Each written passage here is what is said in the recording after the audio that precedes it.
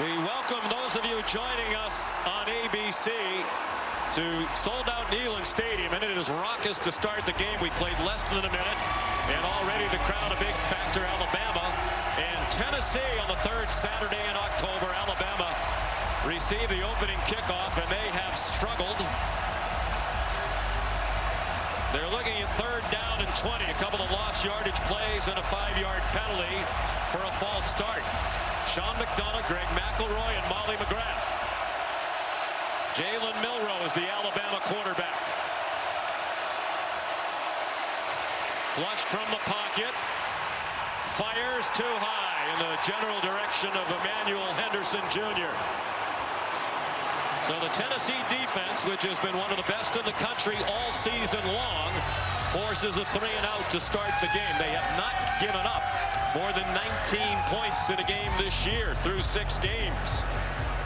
A disastrous start for Alabama offensively. 2 tackles behind the line of scrimmage, a bobbled snap by Jalen Milroe, a false start. Just a terrible start on the road. One of the best punters in the country, James Burnham.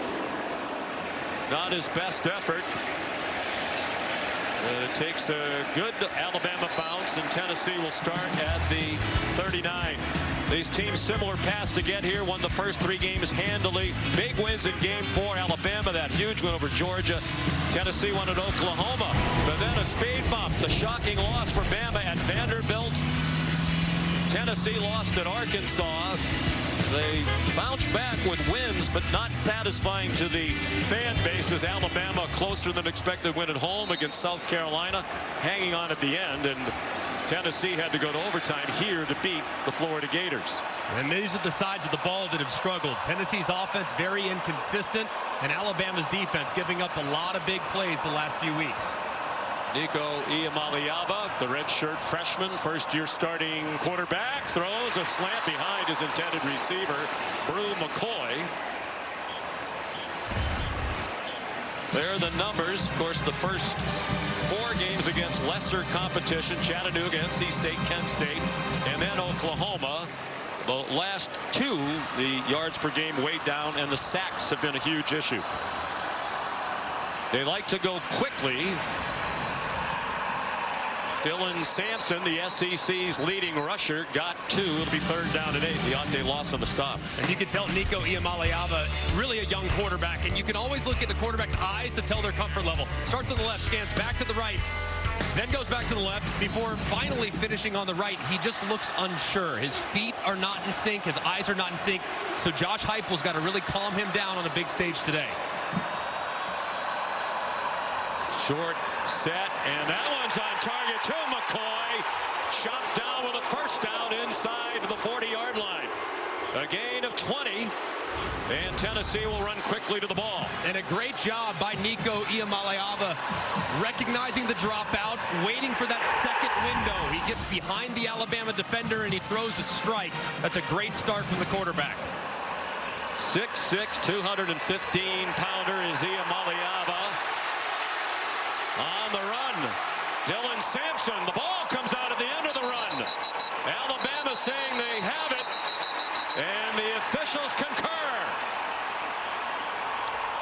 Jahad Campbell recovered the Sampson fumble. That's the first lost fumble of his career.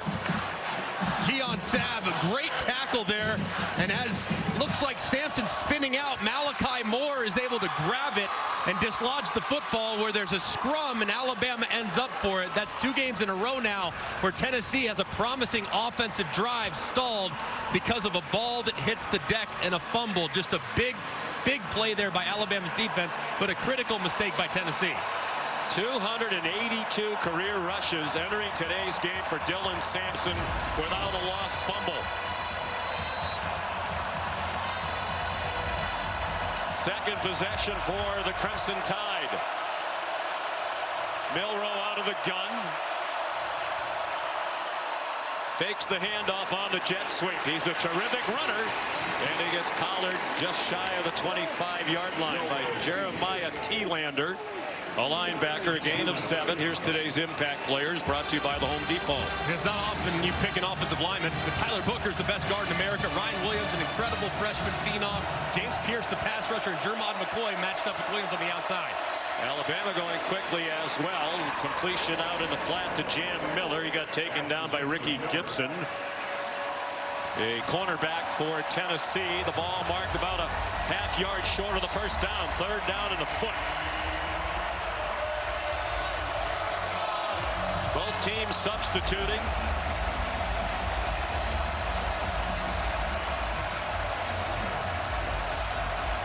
And both running backs on the field for Alabama, Haynes and Miller. Under center, Milroe trying to get the Vols to jump.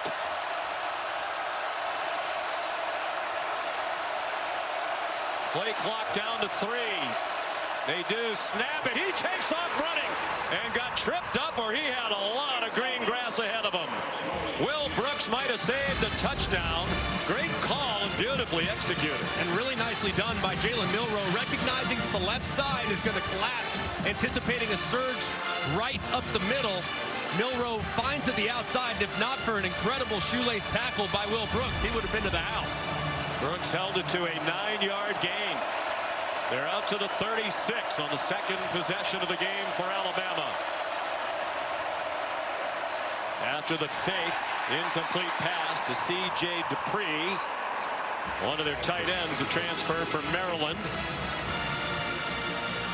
It would be so important for Alabama today in the offensive line to neutralize this Tennessee defensive front. They are really good across the board. They play as many as 12 guys on that defensive front, so not a lot of guys have a ton of snaps, so they're all fresh throughout the game. So expect Alabama to try to win on the perimeter with short passes and sweeps to the outside.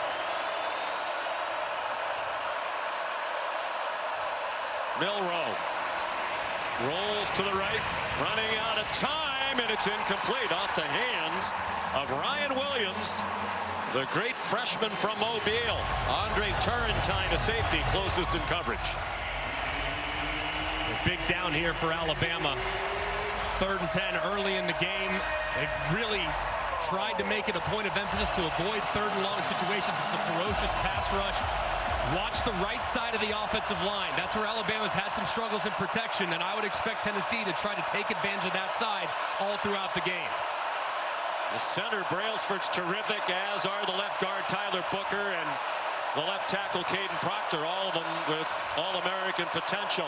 Play clock down to the end again. And a flag thrown along the line of scrimmage, so not for a delay. Ken Williamson, we might be able to hear him this time as the crowd has calmed down after a frenetic start for this huge gathering. Offside by contact. Defense number 55. 5-yard penalty. 3rd down. Omar Norman Lott, who's had a fantastic season in the middle of that defensive line, but that's a miscue. And he's a highly important player.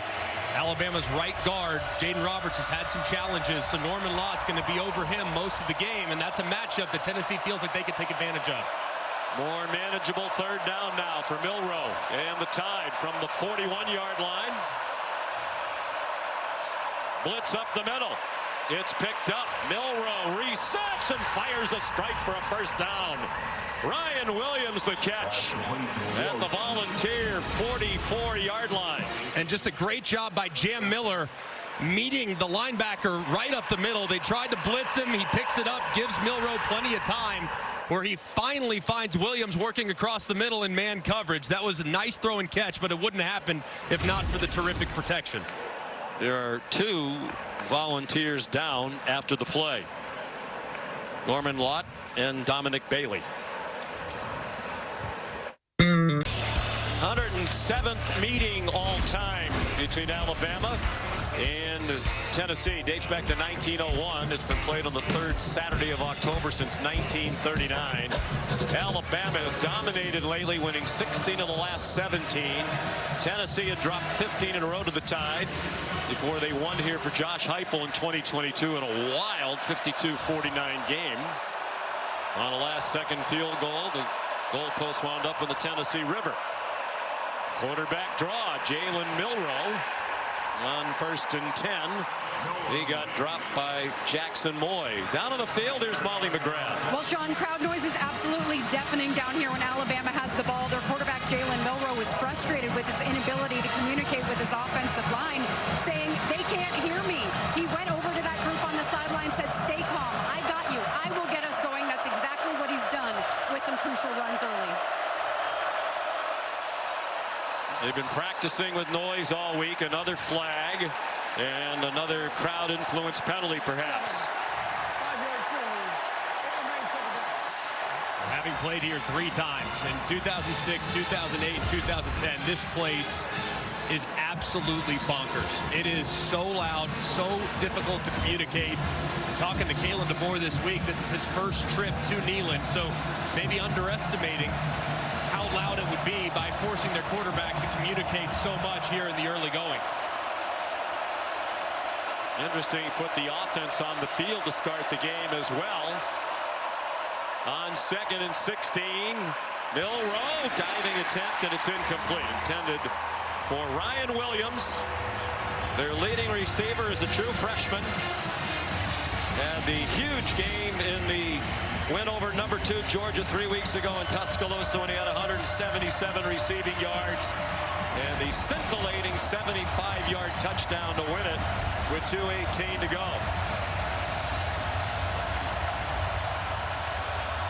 177 yards receiving, second in Alabama history by a true freshman. And there he is, lined up at the bottom against Jermod McCoy, but this is looking like a zone coverage for Tennessee. David Bailey had 187 receiving yards against Auburn as a first-year player. In 69, his receiver slipped down. It was Williams again beyond the first down markers. But he slipped down on this natural grass field, and Milroe is now 2 out of 7 for 17 yards. And he had him, too. Williams breaking across the middle, zone coverage. And because the ball is thrown just a little bit behind him, Williams tries to stop, just can't. Feet go out from under him, and that's a missed opportunity there for the Tide. There's James Burnip to punt for the second time. His 49th game as the Alabama punter. Tumbling punt and a fair catch made by Jermod McCoy. 36-yard punt. No score. Tennessee will be on offense for the second time on this glorious day when we come back. This rivalry, including since 1961, the winning team smokes cigars. Reagan Starner of R&R Cigars in Tuscaloosa is here. He's been the official cigar provider for the Tide since 2014, and they've smoked a lot of cigars. As we mentioned, they've lost only 1 game since then over the last decade. You told me something I didn't know about that cigar tradition. What is that? The backup quarterback is supposed to buy the cigars? Back in the pre-NIL days, that was the way things worked. So yeah, I had to buy them for a few years, but man, what a great tradition, a special game to be a part of. You weren't buying any of those really nice cigars like Reagan has, R&R. And Iamaleava's pass off the hands of Squirrel White. It was catchable, but Squirrel couldn't haul it in. I just sensed that there were some players coming from the inside out. Man, you got to catch that for your quarterback. You got a young quarterback that's been struggling. He's been accurate so far today. He drops now for Squirrel White. Didn't extend the second hand trying to reel it in. Iamaleava dropped for a loss of 1 by L.T. Overton. It has been a slow starting, sorry Greg, Tennessee team taking on Kane Wommack's defense today. They have not scored a point in the first half of either of their last 2 games against Arkansas and Florida. Deep throw, single coverage, and it's a stride too long. Looking for Chris Brazel, and the ball was just a bit too long out of the powerful arm of Iamaleava. That's one that's just so frustrating for Tennessee fans and the Tennessee coaching staff. I mean, if you underthrow it, you give your receiver a chance to go up and make a play, maybe draw a PI, but overthrowing it, which has happened multiple times the last few weeks, it's just something you can't do. So got to take a little off those deep balls. Monty Jackson had the coverage. Jackson Ross. And the return by Cole Adams, who managed, it seems, to stay in bounds along the far sideline. 50-yard punt and a nice return of 16 by Adams. His longest punt return of the season. It looked like, man, that left foot was so close. Ooh, that right foot did it. Oh, he's out of bounds right back there. Yeah. It looked like around the 40. Probably going to take a look at that. It looked like that right foot was really, really close to the sideline. It was great effort, but not sure if he was able to tightrope it the whole way. Well, for the moment, they're marking the ball at midfield, but it does seem as though the officials are using their headset communication.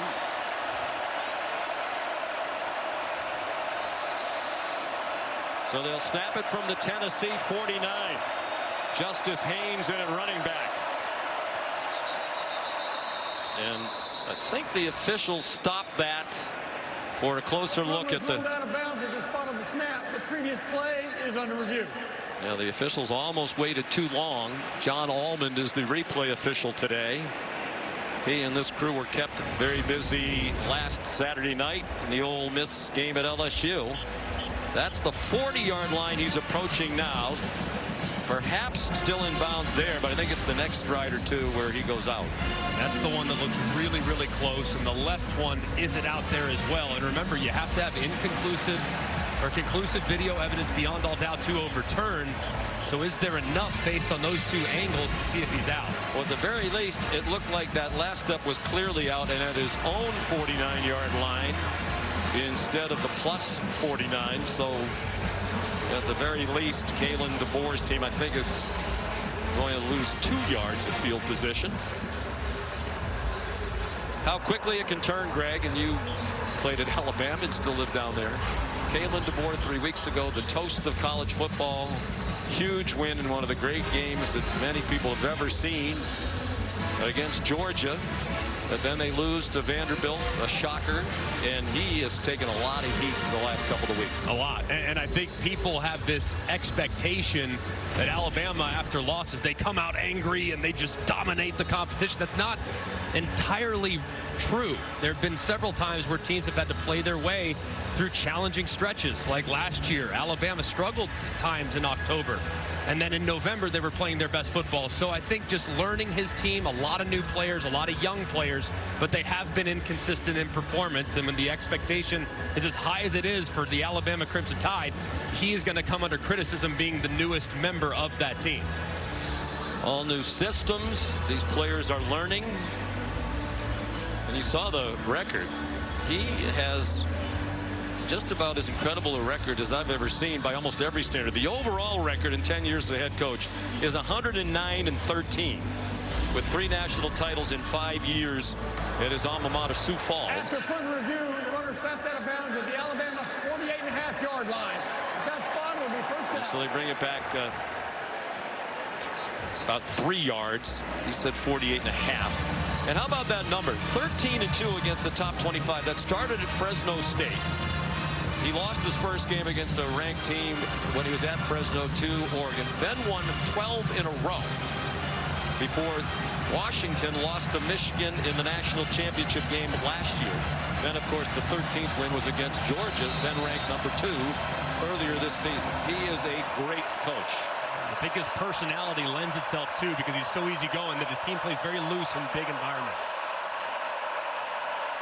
So the ball back at their own 48.5, single coverage near side, and the ball thrown out of bounds in the direction of Ryan Williams with Jacoby Thomas in coverage. Jalen Milroe said he loves playing for Kalen DeBoer. He enjoyed his time with Coach Saban, but he said after those years of playing for a defensive-minded coach, it's been fun to play for an offensive background head coach. I think he's definitely empowered Jalen. He's played very confident football as we've seen. Williams got blasted in the back, but he held on at the 35-yard line. Took a sturdy hit from Jermod McCoy. And this is a big collision. Boom! Right there by Jermod McCoy. They believe that they can be physical with Ryan Williams. He's an excellent deep threat and is always a threat to go the distance, but he hasn't really faced a super physical secondary, and Jermod McCoy making his presence felt there after the catch. And he's just 175 pounds, Williams. The flip goes to Kendrick Law. He's inside the 20 and chopped down at the 15-yard line. Perhaps another touchdown-saving tackle by Will Brooks. It's a 20-yard pickup. And a great job, too, out in front. Watch Robbie Oots, the big tight end at 275 pounds, securing the edge and pancaking a Tennessee defender. Just great use of misdirection there. And I love, if you're a quarterback, seeing a completion like that and gets out the gate. And it goes as a pass. The flip forward, just the third catch of the year by Law, the junior from Shreveport. Alabama on the move at the Tennessee 15. Plenty of time for Milroe. Catching the flat by Justice Haynes. And he's taken down again by Will Brooks, the fifth-year senior who's from Alabama, from Birmingham, out of Vestavia Hills High School. He's got a lot on his plate today for sure. And in this part of the field, 10-yard line, first and second down, this is where Alabama really likes to utilize Jalen Milroe's legs. If you look at their last 9 red zone carries, 8 of them have been by their quarterback. So anticipate quarterback run here if you're Tennessee's defense. Yeah, they love it with this empty situation. Tight ends bunch to the left end of the line. Milroe stopped for a loss. They knew that quarterback run was coming out of that formation. Jacoby Thomas took down Milroe for a 5-yard loss. And a great job right here on the edge. And you see he just kind of slows up Booker, who's trying to pull out and around, and he can't get there as a result of the way the edge defender collisioned the guard. Just a great play and sniffing out the Bama tendency as well. So 3rd and 10. 5 minutes to go in a scoreless first quarter.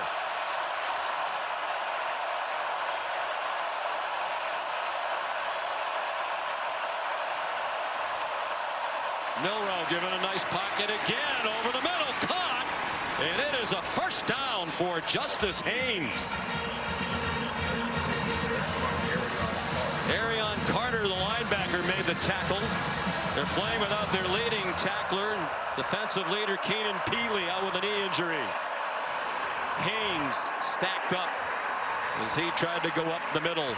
Omar Norman Lott stuffed him after a gain of 1. And Tennessee showing 0 pressure on that 3rd down, where everybody is blitzing overload.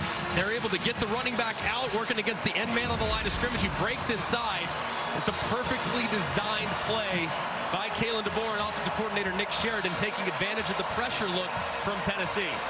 There's Peely, 7th-year player, spiritual leader in addition to being a terrific linebacker, but they like their talent in the game. Milroe intercepted along the near sideline.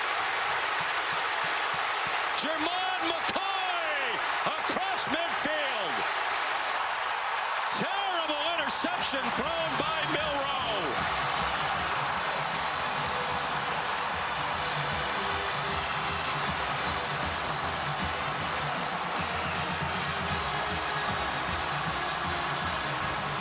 And a 54-yard return by the transfer from Oregon State. And Jermod McCoy is so good with his eyes. Man coverage with Williams. He looks inside immediately. One-hand snag and reels it in. That could not be played better by the cornerback. You see how he located the ball immediately, was able to time his jump at the exact same time as the wide receiver, and he reels it in, and he's off to the races. Just a tremendous play, and you can see it from the progressive pylon cam. Outstanding. Milroe shaking his head. That's been a problem lately. Mistakes, self-inflicted ones. Deflected pass, flutters incomplete. Batted out of the air by Jihad Campbell. There is also a flag. It was a great play by McCoy, but what about the decision by Milroe? That looked like it had no chance. Offense number 74. 10-yard penalty from the previous spot. Repeat first down.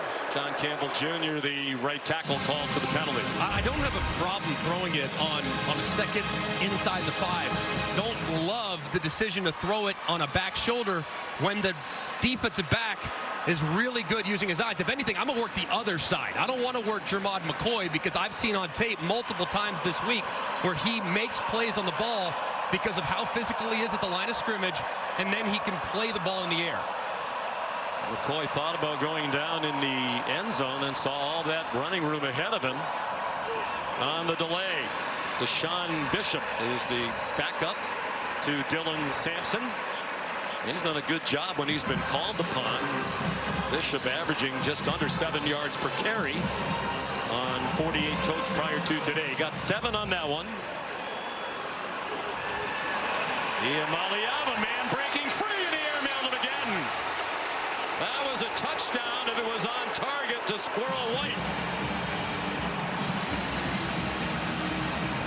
Man, I mean, I don't know what to say. I mean, as a quarterback, you got to keep throwing them, keep taking your chances, keep trying over and over and over again. But these misses, even dating back to last year with Joe Milton, how many misses he had in this offense. Guys are open. You got to hit them. All it takes is one, though, and it can completely flip your confidence level. But a huge miss by Nico.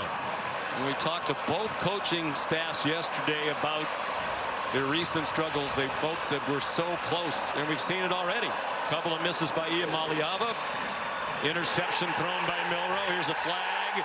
It was intended for Dante Thornton Jr. Jalen Mbakwe had the coverage and is likely going to be called for pass interference. True freshman from Clay, Alabama. Massive, massive play. Pass interference, defense number 9. Penalty will place the ball at the spot of the foul and includes an automatic first down. Just massive. 3rd and 13. And the freshman Mbakwe, very clear. Early arrival on the slant. You have blitz coverage. You know that the ball's coming out really quickly, but the freshman makes a critical error, and Alabama's been penalized so many times this year. It is beyond frustrating for this coaching staff, and many times, too, Sean, on 3rd down that continues to extend drive. 3rd down for Alabama has been a real problem. That gives Tennessee the first down. Bishop bounced inside, got very little. LT Overton in on the tackle for Alabama. Gain of 1.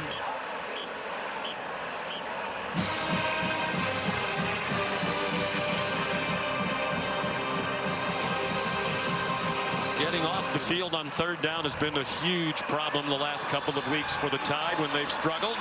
Iamaleava, that one's incomplete. Broken up by Domani Jackson, the transfer from USC, who's had a terrific start to his Alabama career.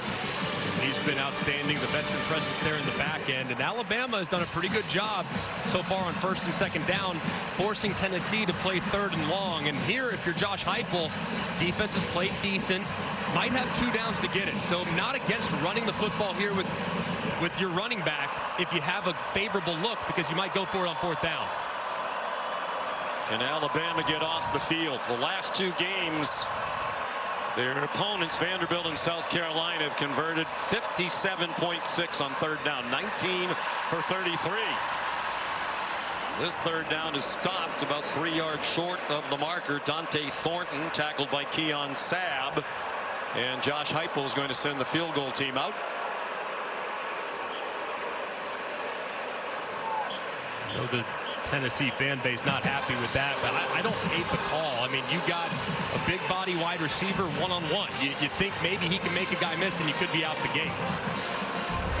This will be a 53-yard attempt for Max Gilbert, redshirt freshman, his first year as their kicker. He's missed only once. That was from 53 against NC State. He's now missed twice from 53. Wide right, what little breeze there was and is was at his back on this 72-degree day in East Tennessee.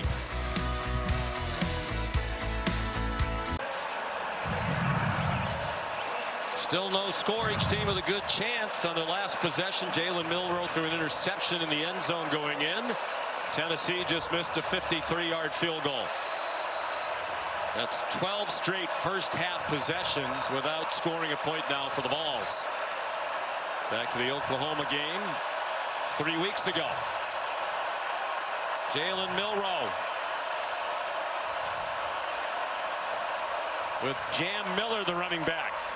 He gets the call. Good bounce outside to the left, and a quality first down gain out across the 43-yard line. They'll give him 7. So much of Alabama's rushing attack has come from Jalen Milroe all season long, but they feel pretty good about how the offensive line is progressing in the traditional run looks, and that was a nice surge there. Ryan Williams, 6th time he's been targeted, most in a quarter this year. And a 5-yard gain there for an Alabama first down as we approach a minute to go in this first quarter. That was a well-timed throw by Jalen Milroe. The ball is out and en route before Ryan Williams turns around. But you can see they are making it a real point of emphasis to play very physical with the freshman. He's having a great start to his career. We asked him if he's exceeded his own expectations. He said no, we have very high expectations from himself. Tennessee was offside there. Movement right over the center, Brailsford. Offside. Defense number 21. The movement by the defense caused the offense to react. Penalty 5 yards. It remains first down. It's interesting. Williams had high expectations. You wonder what the coach's expectations were. When he got to Tuscaloosa in the preseason, Ryan Williams was on the practice field with the Threes. Not even with the second team, but didn't take long, a couple of weeks before he started turning heads. And Jalen Milroe eventually said to the coaches, hey, this guy needs to stay on the field with the ones. He's never going back with the 2s or 3s. Back shoulder throw over the head of Ryan Williams. Well, a likable young man he is, too. For all the success that's happened right out of the gate, he has taken it all in stride with a great humility, at least in our chat. Special. I mean, it's just, sometimes you can just tell the way he carries himself. You just know bright things are coming for that young man at the college level, then ultimately at the professional level. He's one of one right now with his ability to track the ball and the polish that he plays with as a freshman. And this is the longest in any game he's played in that they've gone without the announcers mentioning that he's only 17 years old. In trouble, Jam Miller dropped for a big loss. Back into Alabama territory to the 47. Omari Thomas, who was offside a moment ago, atoned for that, dropping that for a 7-yard loss. They won't have to snap it again here in the first quarter, and it doesn't look like they're going to. Kalen DeBoer telling his offense to come over to the sideline. This Tennessee front is just relentless. Just when you think you're in a good spot, they somehow find a way to get you in the 3rd and long. No score after a quarter. ESPN's presentation of college football on ABC will return after this message and a word from our ABC stations. Just spent some time talking to Jalen Milroe. What did you say to him before this 3rd and 12? Just the things we always talk about as far as, ball placement and decision making and things like that. So, we just got to keep playing ball. Each plays its own play. All right, thanks, Coach. Yeah, thank you. They controlled the ball in the first quarter, had it for over 11 minutes, ran twice as many plays as the Vols, and first play of the second quarter is 3rd down and 12 from their own 47.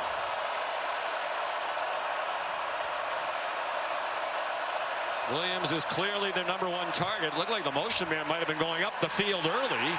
Pass incomplete, and there's a flag. It's intended for Cole Adams with Boo Carter in coverage. True freshman. Ken Williamson not aware of the flag, and now he is.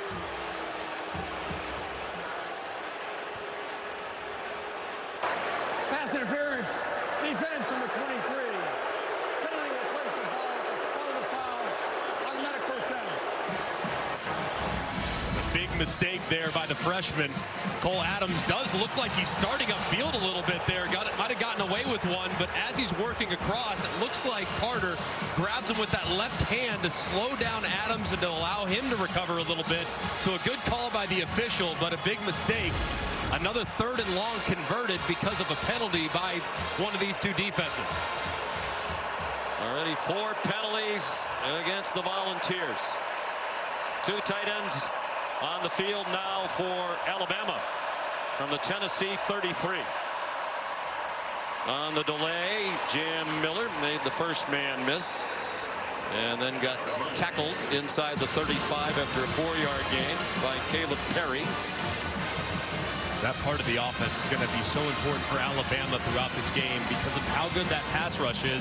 You have to be able to run right at them. They have really disruptive guys, but Alabama's really their run game's been super inconsistent outside of Jalen Milroe. So getting it in more traditional looks will be really beneficial to kind of calm down that Tennessee defensive front. Tennessee was still getting set. Milroe didn't have anything, so he pulled it down and runs for another first down. 8 yards on the run for Jalen Milroe. Boo Carter, the tackle. His penalty was huge. And a great decision there by Jalen Milroe. Unblocked defender blitzing off the right. That was Arion Carter, and he takes off to the left. Last week, Alabama and Jalen Milroe tried to buy too much time. He retreated in the pocket. That time he attacked the line of scrimmage and became a runner and was able to convert a first down.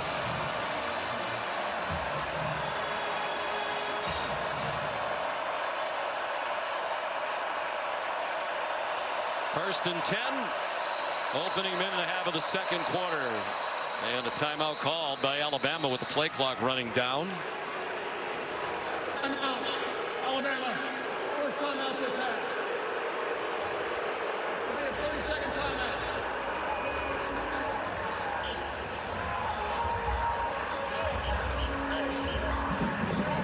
So a timeout. I don't know if it was because the play clock was close. Sean McDonough, Greg McElroy. Now, watching this Alabama team on TV prior to today and on tape preparing for this game, my question to you as somebody who's around the Alabama program all the time, in addition to Ryan Williams, after Ryan Williams, who's a true freshman, who's the next wide receiver you can really count on? And these two running backs, Haynes and Miller, are very nice players, but to me, they don't look like the great running backs that Alabama's had in the past. So, as you're judging Kalen DeBoer and the 5-1 record right now, not as many playmakers, to me at least, as we're accustomed to seeing. Yeah, the personnel, based on Alabama's standards, is not necessarily at the same level, particularly within the weapons. And Jeremy Bernard is a really solid wide receiver, but he's not a guy at this point in his career that's going to take over the game. And the running backs kind of in the same boat. So they're all very solid, but one outside of Williams is really yet to emerge. And again, solid tight ends, but not that guy who's going to get you the big catch in the red zone or on third down. Here is Jeremy Bernard breaking tackles and out of bounds near the 5. Andre Turrentine prevented the touchdown. Bernard's a nice player, but last year at Washington, he was their 4th wide receiver behind some really talented guys. But their 4th wide receiver nonetheless. 21-yard gain. Miller, the running back. Milroe for Williams. This time they complete it. A juggling catch for a touchdown. With Ricky Gibson in coverage.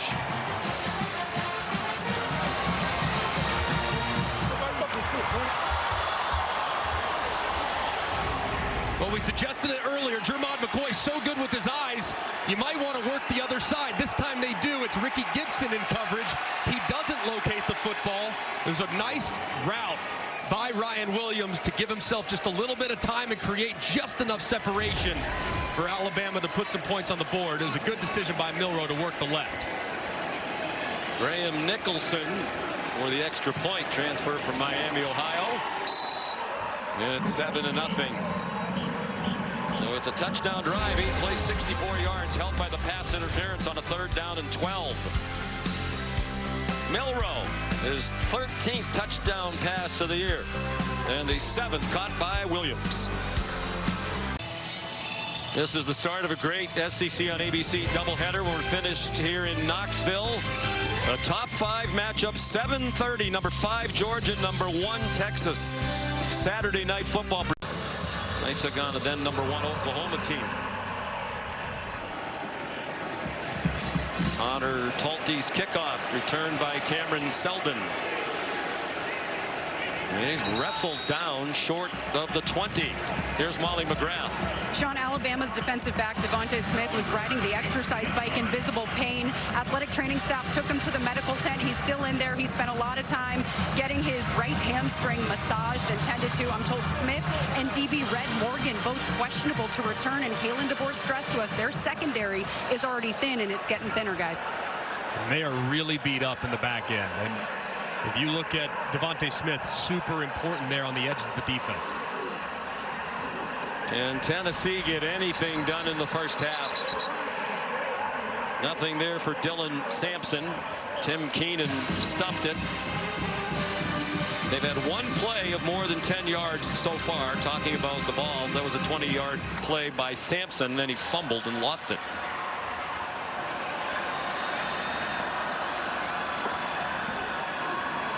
Nico Iamaleava, wide open receiver.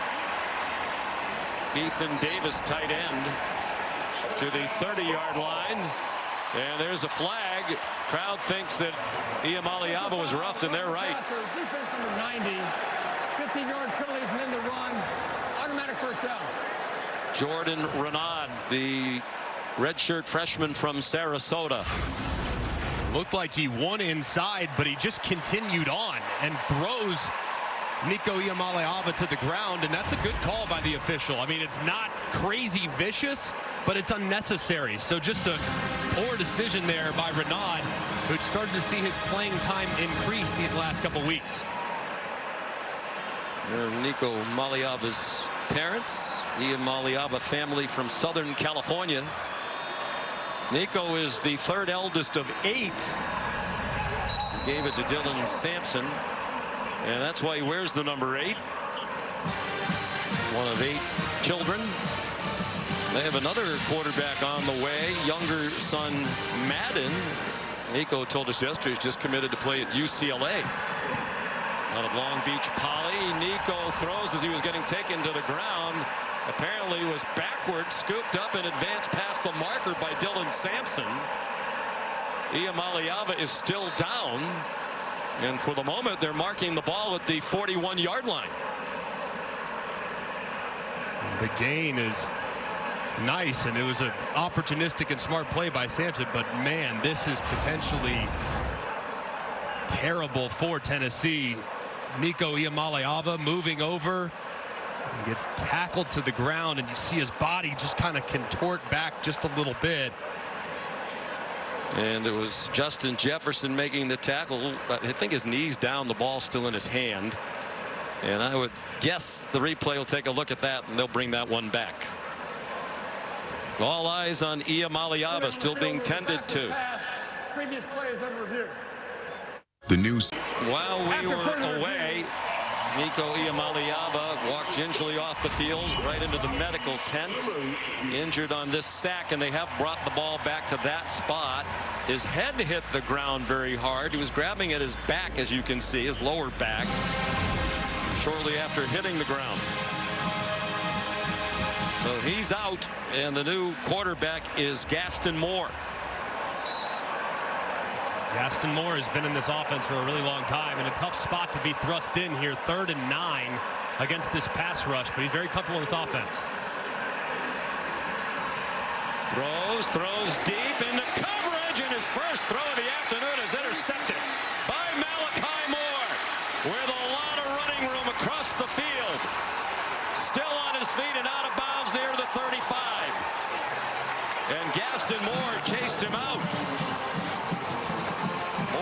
First throw right into the game is a deep throw into double coverage, picked off by Moore, and he brought it back 44 yards. And he can clearly feel the heat off the left-hand side from Quay Russaw. Moore escapes, kind of throws a fadeaway jumper, but that's about as easy as it gets for Malachi Moore. And as a backup quarterback, you haven't warmed up, you haven't thrown any passes, you're thrust into a difficult situation. You just potentially make a critical mistake for the Tennessee offense. It just can't happen for a guy that's in his 5th year.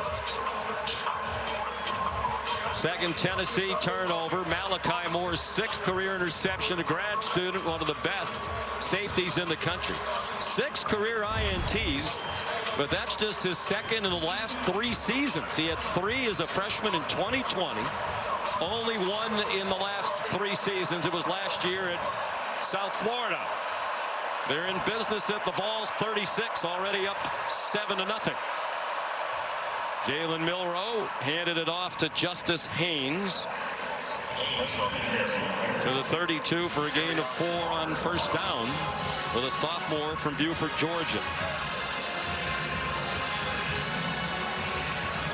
Bama's been pretty methodical so far and just staying committed to the run game. They haven't really manufactured a lot of big plays. That's where their offense thrives. But you got to think they're going to continue to be patient, and those safeties start to get greedy. That's when they'll take a shot downfield. Liam Maliava is warming up on the sideline. All day to throw by Milroe. He's been given good time today, and that throw's too high. He had Justice Haynes open on the sideline. There is a flag down, thrown by the center judge. Holding call against Alabama. Ken Williamson asking Josh Heupel what he wants to do. Probably want to take that, though, because of possibility of field goal range. Holding.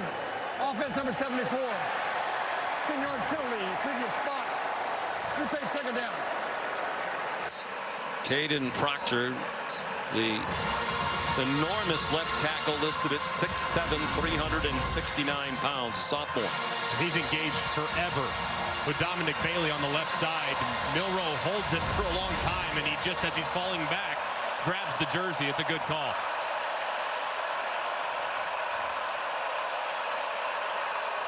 So they're likely out of field goal range here. Milroe, just a 4-man rush.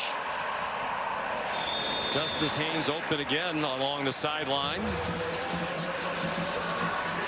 Jermod McCoy there to take him across the boundary. Just a 2-yard pickup. As a quarterback here, you're really thinking, how do I make this field goal more manageable?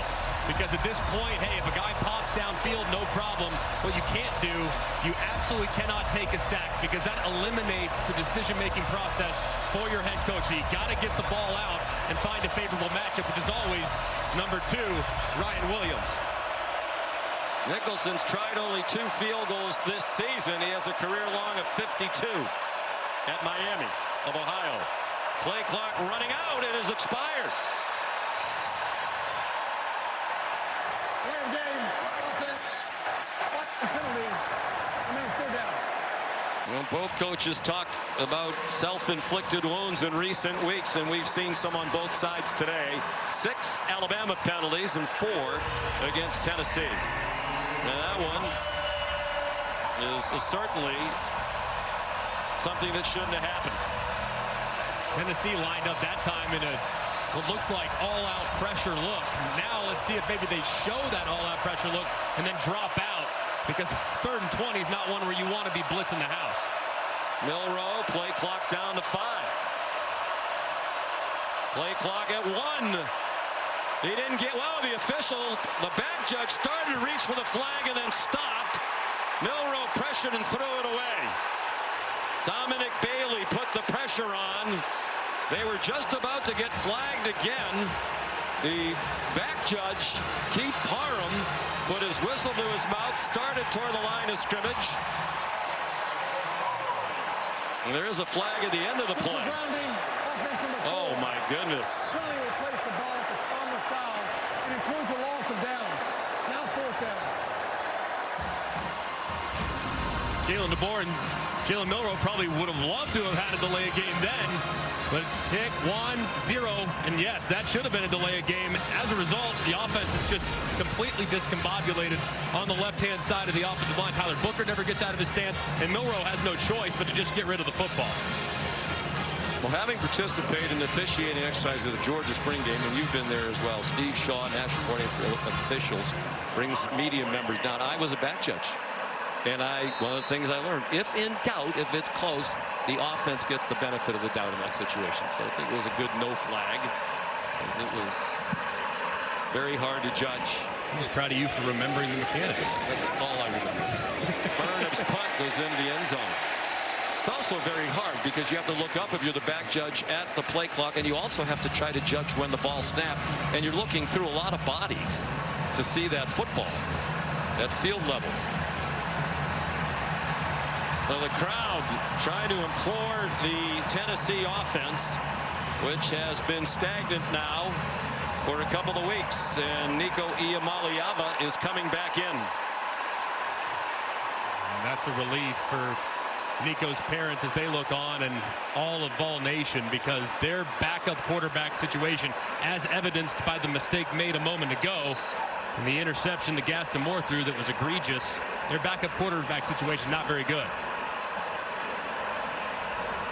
Iamaleava is 3 out of 8 for 37 yards. High throw, good catch. Bru McCoy dragging tacklers, refusing to go down, and finally they get the whistle for the stoppage of the forward progress after an 18-yard gain. I think Bru McCoy needs to be more of a featured player in this offense. He's big, he's reliable, and he catches almost everything. They go quickly, and it's Iamaleava who can really run. He's a long strider at 6'6". Here's Molly. Well, Sean, Tennessee quarterback Nico Iamaleava was clutching his left side in pain in their injury tent. I'm told it's his left hip that was injured. You saw him warming up. He looked a little bit rattled, but told teammates, I'm okay. He goes to a play-action pass here, and a diving catch made. Chris Brazzell, a transfer from Tulane, where he started 8 games last year. They're at the 43 and going quickly. It's a 17-yard gain. Finally, a little life in this Volunteer offense. Cameron Seldon had just 7 carries all year entering today. My question would be, where's Dylan Sampson for this offense? Just 5 carries so far in this first half. He needs to get a lot more because he's by far their best player. But this offensive drive, finally a little rhythm for the Tennessee offense. He's not even on the field, Sampson. Molly's checking on that. Iamaleava throws, caught. Bru McCoy again. Out of bounds inside the 20. Sean, Tennessee running back Dylan Sampson was just in their injury tent. I'm told he has a lower body injury, but they do expect him to return. All right, Molly, thank you. They're in the red zone for the first time today. 23-yard gain. Iamaleava running out of time, hit as he throws, intercepted. Another huge mistake. Q Robinson delivered the hit. Jalen Mbakwe picked it off.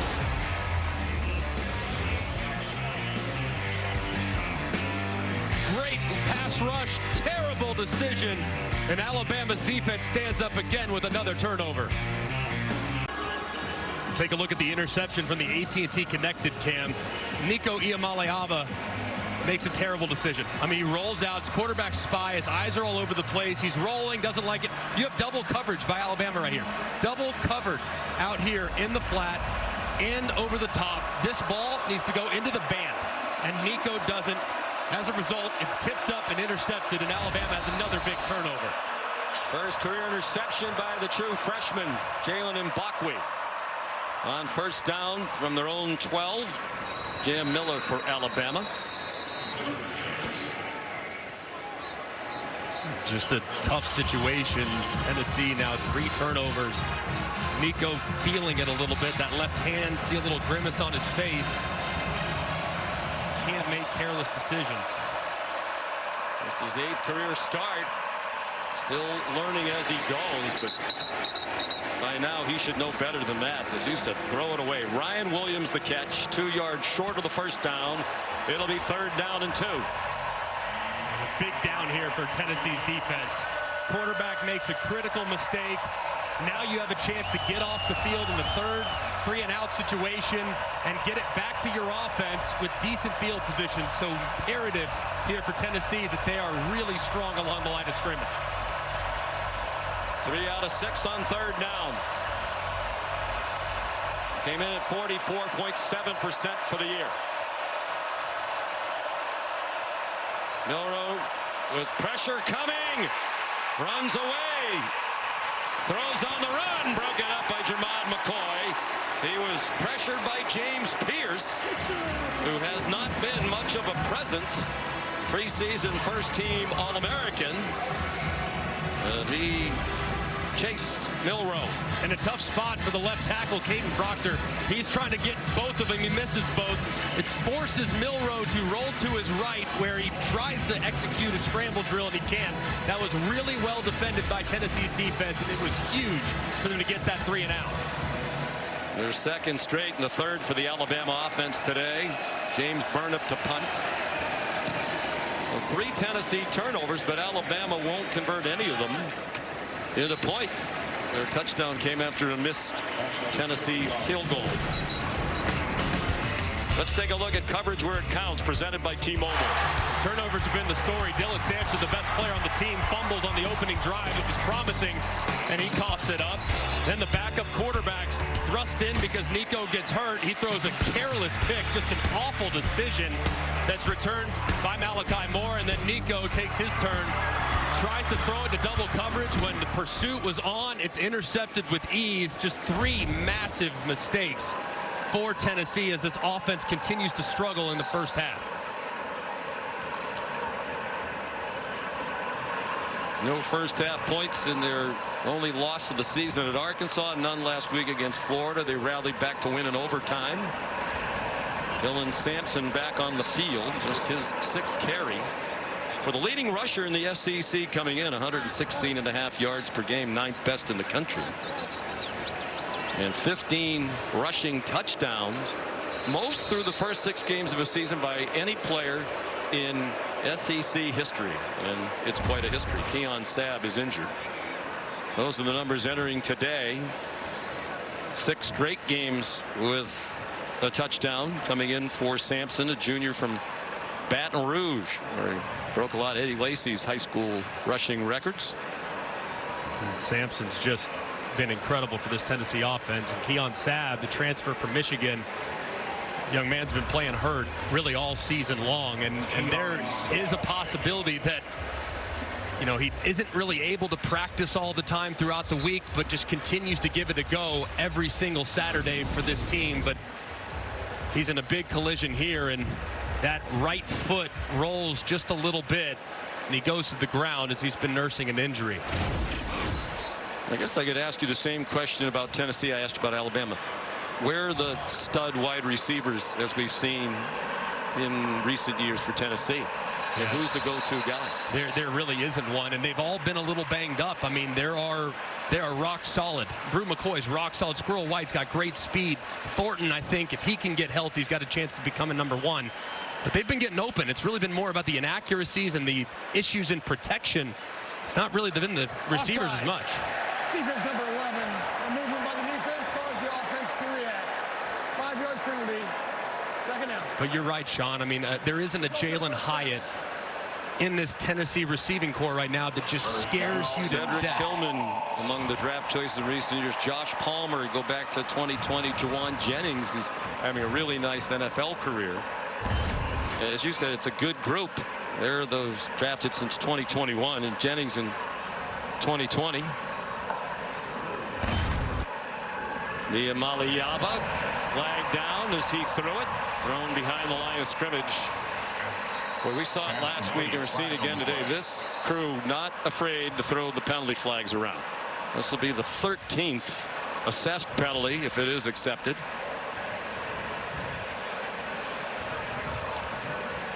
Dante Thornton Jr. to the catch. He came up about a yard short of the first down if the play stands. Personal foul. Hands in the face. Defense number 50. 15-yard penalty. Number 1. Automatic first down. Tim Smith. He's working against the left guard, Andre Carrick.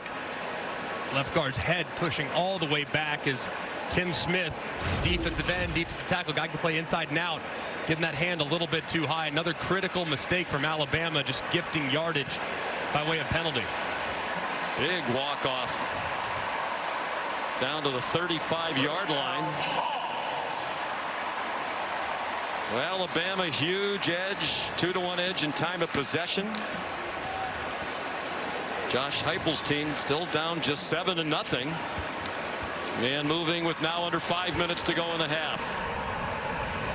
Sampson stopped at the 32 by Deontay Lawson, one of the best linebackers in the country.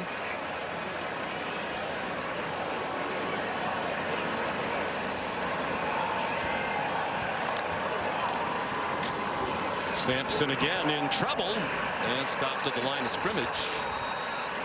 They don't go as fast as they used to, Greg. You know, this was one of the fastest teams in the country at snapping the ball. Much slower this year. They still want to go fast, but with a young quarterback. They're also seeing some defensive looks that they haven't seen in the past. They're about 5 seconds slower per snap this year. That one's batted down. Tim Keenan, the pressure in the middle of that defensive line. Well, let's see what Josh Heupel will do. They'll try another long field goal. Good job by Tim Keenan working through 2 Tennessee Volunteers, Cooper Mays and Javontes Spraggins. He somehow able to get that hand up and knock it down. That's a great play. There's Gilbert, the redshirt freshman from Memphis. Now 11 out of 13 with his miss from 53. Both misses have been 53-yarders. This is 50 with no breeze at all. And wide right again. The natives are restless. They still can't score in the first half. Are they about to go 0 for the first half in 3 games in a row? They're 4:06 away from it.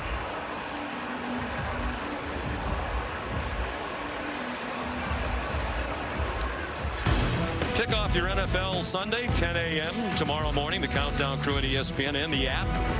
All the early breaking stories, injury updates, previews of every game right up to kickoff, and then put a cap on Week 7 with another Monday Night Football doubleheader at 7:15 on ESPN and ABC. The Baltimore Ravens and the Tampa Bay Buccaneers, and then at 8 exclusively on ESPN Plus, the Chargers in the beautiful Valley of the Sun to take on the Cardinals. Jalen Milroe dumps it off.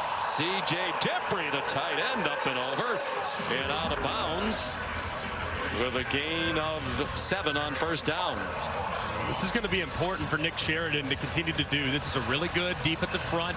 The offensive line's hung in there pretty good, but they got to move the pocket and change the launch point for Jalen Milroe by getting him outside the tackles. Straight ahead, Justice Haynes, first down. Alabama 2 timeouts left as we approach 3.5 minutes to go. Tennessee has all 3 in the half. I think Kalen DeBoer is already thinking at this point, hey, Tennessee gets the ball. Want to make sure, knowing just how fast that offense can execute, you're really mindful about the clock in this situation. Then if you're Josh Heupel, you start thinking about, hey, at what point do I start maybe thinking about using some timeouts, see if I can steal a possession. Milroe faked in one direction and ran into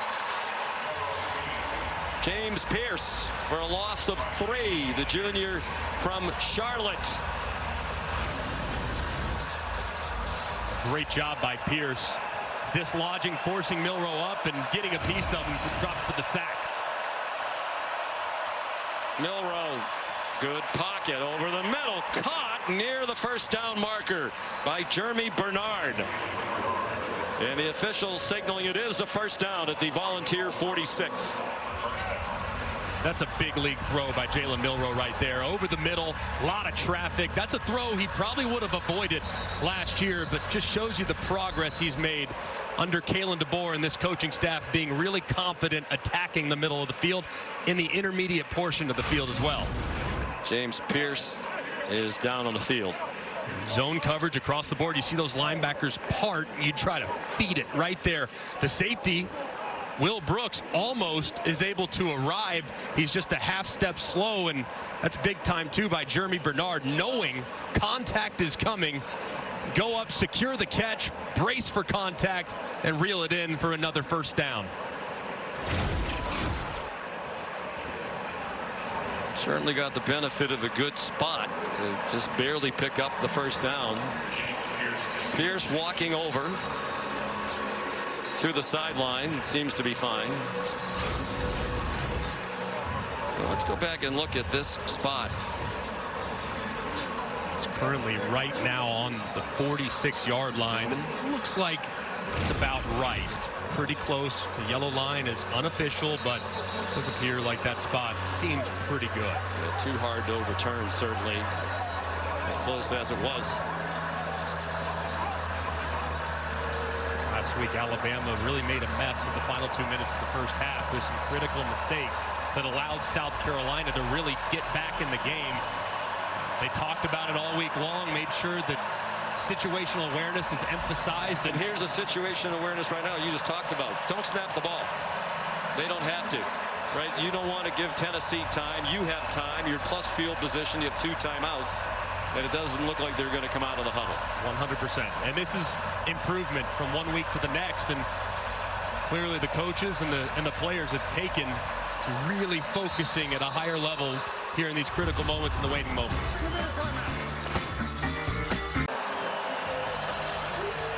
You're watching the SEC on ABC from Neyland Stadium, Knoxville, Tennessee.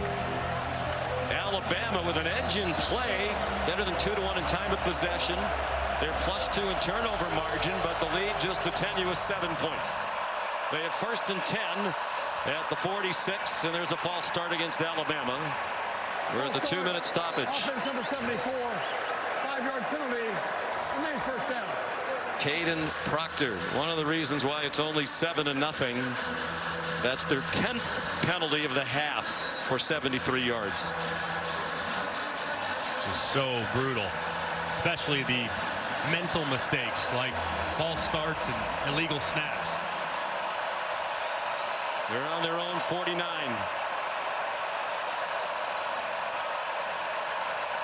Justice Haynes on the left hip of Jalen Milroe. Some twisting inside. They don't get close to the quarterback. Catch at the 40-yard line, 4 yards short of the first down. Ryan Williams the catch. That's the 12th target of the freshman wide receiver in this first half. The rest of the team combined has 11 targets. He is clearly their #1 weapon. Jam Miller jammed down by Tyree West. And a timeout called by Tennessee. Josh Heupel wants the ball back. His team's known for their high-flying offenses at UCF in here, but not recently. Here's Kevin Nagandi. Sean, good afternoon. Capital One halftime report minutes away. Booger McFarland, Darren Orlovsky in studio. We take a look at some of the unbeatens as they continue. Miami getting the W. Army continues to roll. Navy looking very good. Indiana rolling. It's the opposite of this vibe in the first half. What do you see? Because this is ugly. Well, if you're Tennessee, 2 missed field goals, 3 turnovers, you can't run the football, but yet your defense is balling. You got to feel pretty good. And if you're the Tennessee defense, where is Ryan Williams? Because that's really the person that Alabama's trying to get the football to offensively. He was the main target so far in the first half for the Tide offense. We will have plenty of highlights and conversation of this game and get you ready for Texas, Georgia. Back to you, Sean. A great doubleheader of SEC action. This one and then #5 Georgia, #1 Texas. All 4 teams in the top 11. 3rd down for Alabama. You anticipate pressure here from Tim Bakeson's defense. If I'm Nick Sheridan, I'm rolling the quarterback to the right, sprint out, and get Jalen Miller on the move. Well, Williams, bottom of your screen, single covered for the moment. So they drop in his own coverage in his direction. Jeremy Bernard, they are going to give him forward progress, but it looks like it's about a half-yard short of the first down. And I would guess Kalen DeBoer is going to go for this. He said he's not always an analytics guy. He said, I've won a lot of games going with my gut. I have a feeling both his gut and the analytics say go for this. I agree with going for it, but I'd let that clock wind a little bit. Again, the old, let's try to get him to jump offside. Robbie Oots, the tight end, shifted. Now they snap it. Milroe hesitated, but a timeout was called before the snap by Tennessee. Timeout, Tennessee. Second of the half. Second timeout.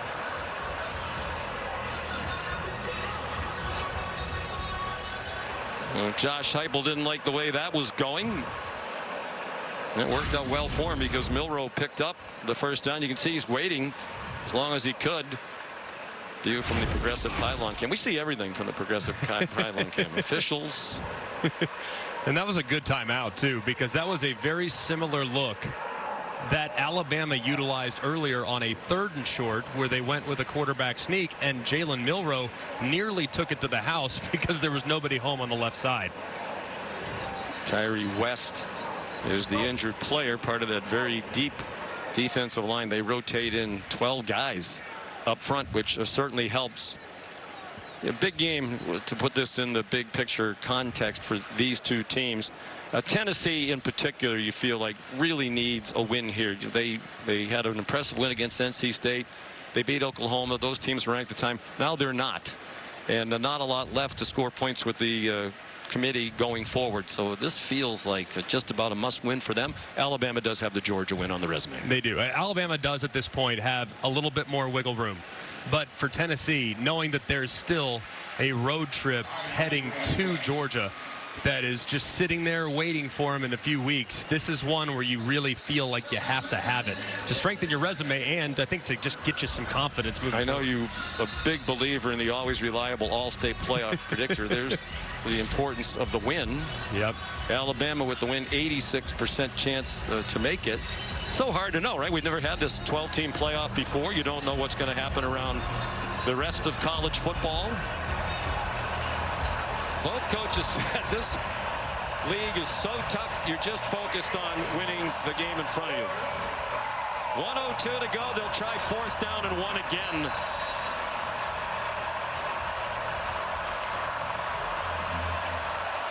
Milroe runs under center. Quarterback sneak. Boy, it didn't look like he went anywhere from here. And I think it's going to be which official marks the ball. The far side spot looked better than the near side.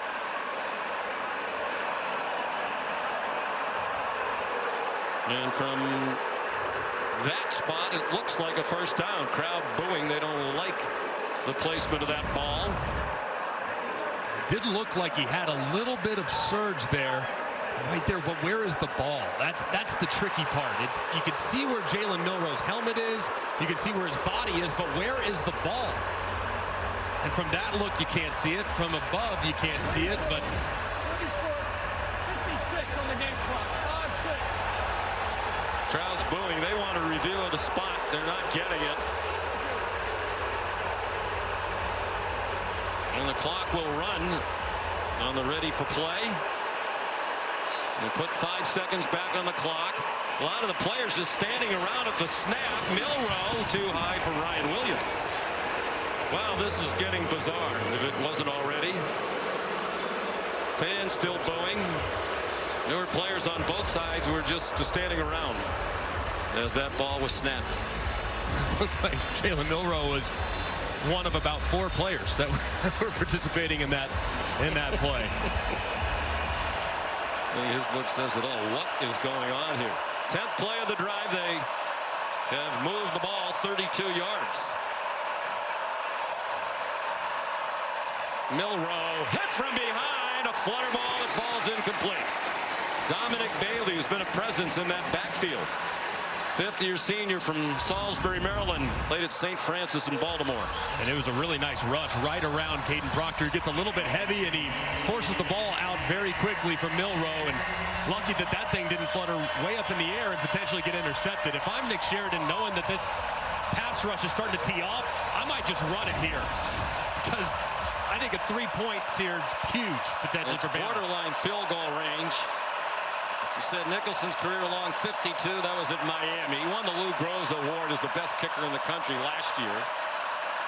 All day to throw. Now Milroe had to get rid of it, and it falls incomplete. Dominic Bailey again with pressure. C.J. Dupree, the intended receiver in the emergency situation. And let's see what Kalen DeBoer decides here. This is a poor job by Alabama. It's a 3-man rush working against 5 along the offensive line. That's got to be a wall. And yet your quarterback, who's dropping back, taking a lot of hits so far, he takes another big one there because 5 against 3 and you still can't win. So very frustrating for Jalen Milroe and the inconsistency that he just got from his protection. Kalen DeBoer wants a little more time to think about this decision.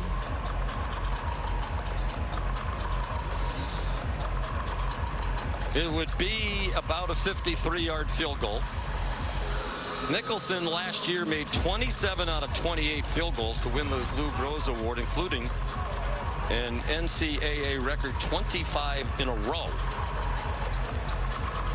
Most of those numbers in the past. He's attempted only 2 field goals as a Alabama kicker in his first year from Cincinnati. Has made 1 out of 2.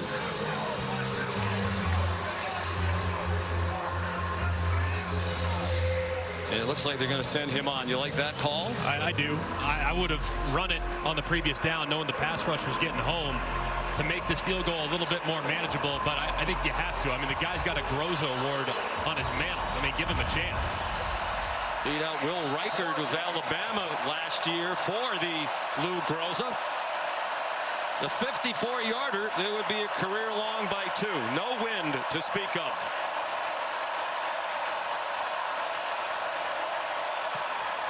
That needs to go. Look from here like the holder was spinning the ball around as Nicholson was approaching it.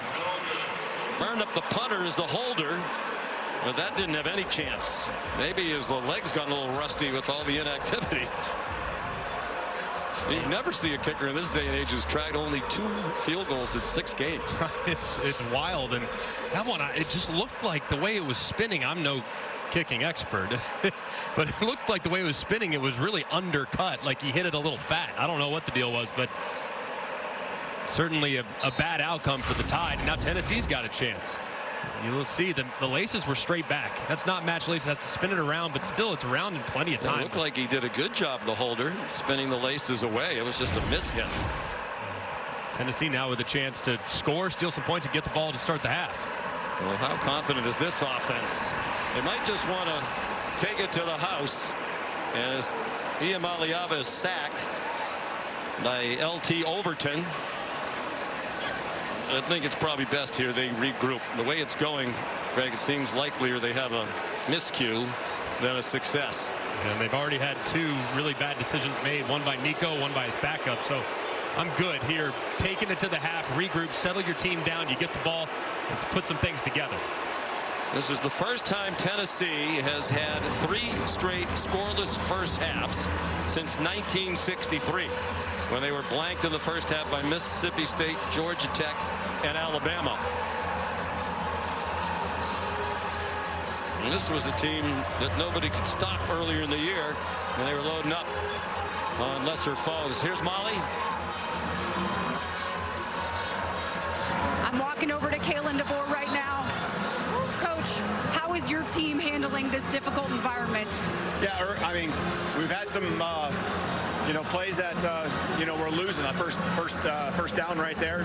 We aren't taking advantage of our opportunities, and so you have to say that it is affecting us some. But we got to keep working through it. And there's times we get in a rhythm. It's good, but obviously right there we lost it down. How do you continue to keep their quarterback uncomfortable? Yeah, I mean, just execute, be on the same page. Everyone's got to get off the ball at the same time, and we've done that. For the most part, we've done a good job. Thank you, Coach. Thank you. His team +2 in takeaways, 2-to-1 time of possession advantage, but the penalties have been a killer. We'll send you to the studio for the Capital One halftime report after this message and a word from our ABC stations. Episode 107 on the 3rd Saturday of October rivalry. The SEC on ABC, brought to you by Burger King from Neyland Stadium in Knoxville, Tennessee. At the half, Alabama leading 7-0 in a matchup of 2 teams that are in the top 3 in the SEC in points per game. A lot of those numbers built up early in the season against lesser competition. Tennessee 3 straight first halves without a point. First time since '63. Alabama 10 penalties, second most in a half in the last 20 seasons. At 11 in the first half at Texas in 2022. And Nick Saban's team rallied to win that game 20-19. Sean McDonough and Greg McElroy, a lot of these things that the coaches had to address at halftime, particularly for Tennessee on offense. What gets them going? Well, you got to actually, you can't play much worse from a turnover standpoint, from a sloppiness standpoint, missing opportunities on downfield throws, and yet you're only down 7. So that's probably the message at the half to his young quarterback. But they really need to feed Dylan Sampson. Just 8 carries in the first half. He needs to be the featured player here early on. Nico Iamaleava, an errant pass intended for Chris Brazzell. Here's Molly. Tennessee head coach Josh Heupel's message to his quarterback Nico Iamaleava in the locker room was take care of the football. He was really frustrated with some of those overthrown balls in the first half and really stressed the importance of getting the run game going to take the pressure off of his quarterback. Now, Iamaleava suffered a left hip injury in the first half. He said he doesn't think that's affecting him. Dylan Sampson, as Greg said, wasn't as involved as you might expect in that first half. He runs for 6. Of course, it was the same thing last week at the half against Florida. He was a non-factor, and then he really emerged in the second half against the Gators. Big third down. First third down in the second half. To go 3 and out would be really painful. He had 19 yards rushing at the half last week, finished with 112 in the overtime win. Good throw and catch. Brew McCoy moves the chains. Their longest drive in the first half, in terms of time of possession, lasted 1 minute and 53 seconds. The longest one. They missed a field goal at the end of it. Deep throw. It is incomplete. Squirrel White was behind the defense for a moment, waited a long time for the ball to get there. Keon Sabb nearest in coverage. And Josh Heupel's right in what he said to Molly at the half. They had some chances early on deep completions where balls were overthrown. And Squirrel White really thought he should have had this one. He lands on that injured right shoulder. You see the wrap on his right shoulder, but it's right in his hands. It's pretty well defended, but when your quarterback's struggling and he finally gives you a chance, you'd love to reel it in. But White being tended to now, got to think that right shoulder continues to be a problem for him, and this unit has been really banged up. Squirrel's a junior from Birmingham, Alabama. Had a big game back home last year at Alabama. 10 catches for 111 yards and a touchdown from Joe Milton. Keon Sabb also banged up and off the field, the transfer from Michigan in that Alabama secondary. Both those guys just fighting through a lot of pain. So got to tip the cap to both of them. Not at 100%, but given that they're all here in the third Saturday in October. A little more history on 3 straight scoreless first halves. It's only happened one other time in the SEC in the last 20 years. Mississippi State in 2020. Iamaleava, it's going from bad to worse for Tennessee on offense. Deontay Lawson took him down for a 10-yard loss. And really nicely done. Timed it up on the blitz. You have in-breaker from outside in. That is number 22, LT Overton. Lawson comes and cleans it up. Campbell's there as well. Just really well executed on the pressure. 3rd down and 20. 2 out of 6 on 3rd down in the first half. And this crowd, which was as alive as a crowd could be to start the game, is very silent now. Iamaleava scrambling for his life across the line of scrimmage and tackled well short of the first down at the 37-yard line by Jihad Campbell. 9-yard gain. And Tennessee will punt. It's a good job by Alabama. Gave up the first down on the slant to Brew McCoy, but standing tall, forcing a negative play, getting him out of schedule and getting off the field. Second punt for Jackson Ross. Cole Adams will try to return it, and he's tackled. There's also a flag down. It was the snapper, Matthew Solansky, who got down there to make the immediate tackle of Adams. Flag was thrown at the 20-yard line. There were 2 back around the line of scrimmage. 48-yard punt by Jackson Ross. Had a career day at Alabama last year. Punted 5 times for a 53.2-yard average. Best day in Tennessee history for a punter with that many punts. There are 2 fouls on the play. Holding on the receiving team. Number 15, also holding on the receiving team. Number 20. Number 12, excuse me. That penalty will be enforced, and in the kick, it'll be first down. I never know, why did they pick me for number 12? Why don't you assess it on the other guy?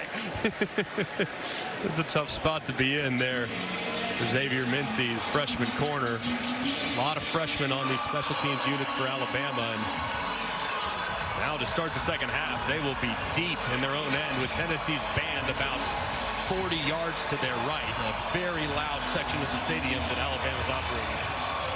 Pride of the Southland band. Big part of it makes the football experience here at Neyland Stadium one of the best in the country. Worst starting field position of the day for Alabama. From its own 6, Jalen Milroe. 15 out of 27 passing in the first half for 142. Gives it off to Jam Miller. He fights ahead for a pickup of 5 on first down.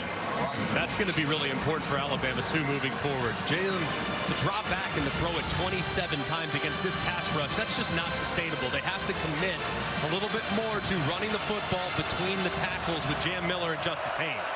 They ran for just 14 yards in the first half. Jam Miller gets the first down.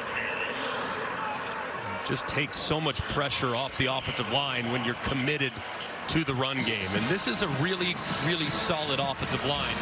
Parker Brailsford, one of the best centers in America. Tyler Booker, the left guard, future first-round pick. Caden Proctor is too. They just need to really trust those guys to move Tennessee off the ball.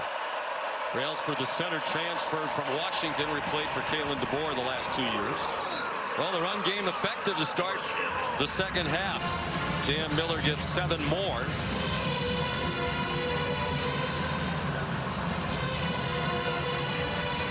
The average is better than 7 yards per carry for the year. Came in at 7.1, leading the Southeastern Conference. Only 3 per carry today. Similar formation to what they've run the last few plays. So probably looking at another run up inside.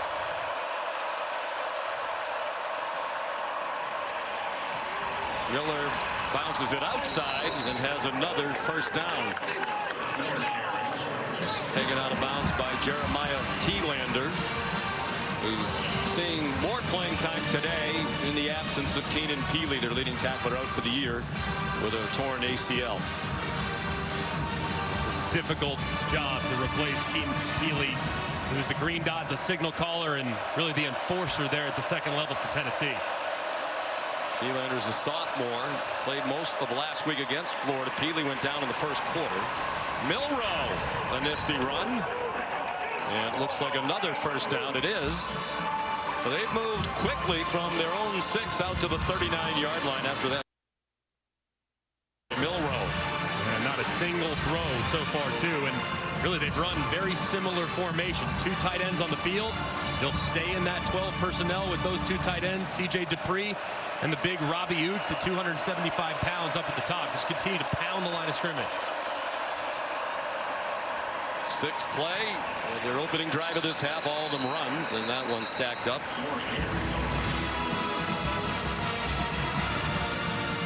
Justice Haynes.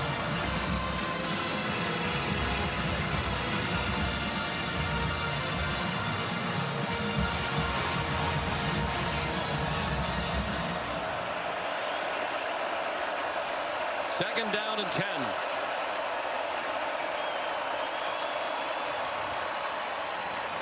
Seven straight runs, and Haynes again, he gets 5. He's averaged 6.4 per carry for the year. The right guard, Jaden Roberts, hobbling a little bit. He goes down to a knee. And I don't think this is one of those injuries you're questioning, is why would you go down right now with your team with some momentum on offense?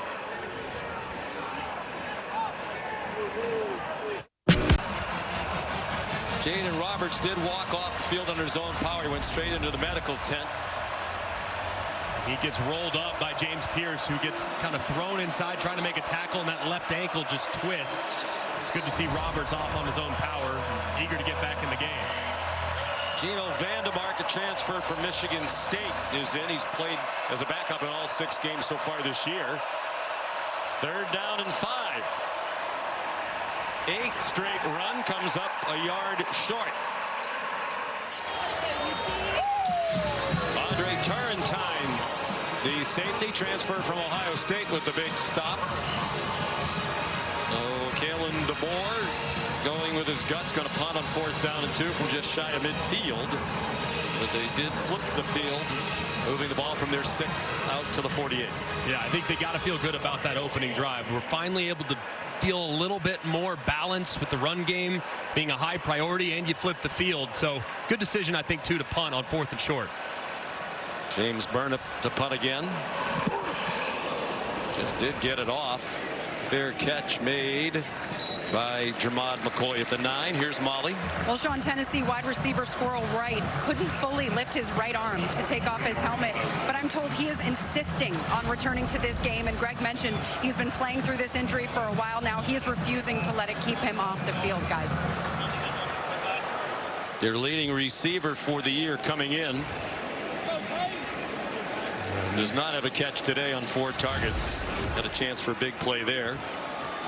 This is the worst starting field position for Tennessee of the afternoon after the 43-yard punt by Burnip. Starts at the 9-yard line, do the Vols, with Dylan Sampson on the right hip, both Nico Iamaleava. Sampson straight ahead, and a 1st down, tackled in the secondary at the 22-yard line by Bray Hubbard, sophomore backup safety. Keon Sabb not on the field right now for Alabama. He was dinged up last time on the field. Iamaleava has running room. He'll take all he can get. Chased out by King Mack after a gain of 4. That was just a broken play from the get-go, as Bru McCoy on the far side was signaling to the Tennessee sideline, trying to get a play. He didn't get it, and Nico had nowhere to go. 2nd and 6. Sampson, good bounce outside, has a hole. Sampson down the sideline and out of bounds inside the 40, shoved out by Malachi Moore. 35-yard run, biggest play of the day for Tennessee. And really nicely done on just a full counter all the way through, and nobody's there on the edge for Alabama, and Sampson takes off.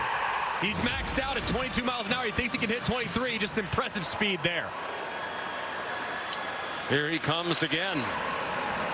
Knocked down by Deontay Lawson.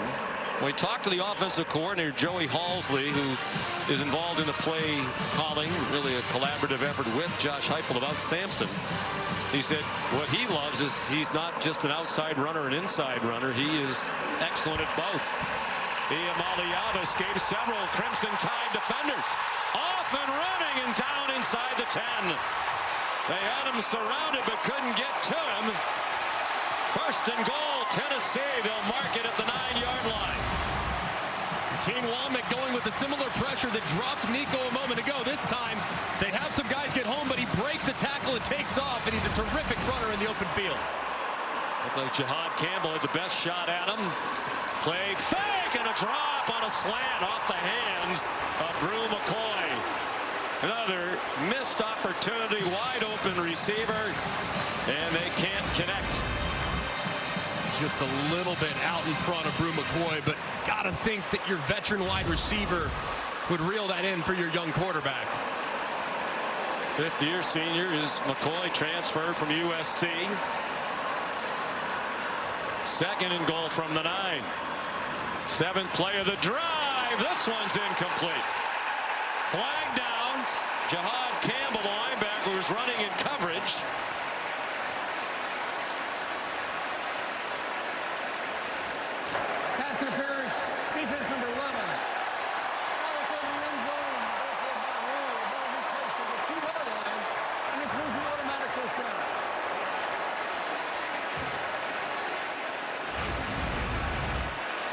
And a difficult spot to be in if you're Campbell, the linebacker, as Holden stays his full speed trying to beat him inside. He recovers nicely, but clearly grabs around the waist as he crosses his face.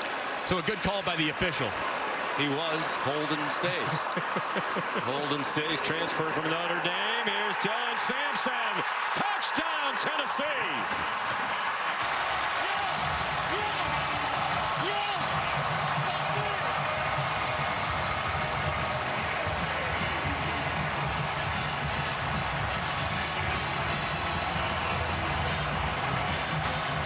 After doing virtually nothing on offense all day long, they go 91 yards on 7 plays.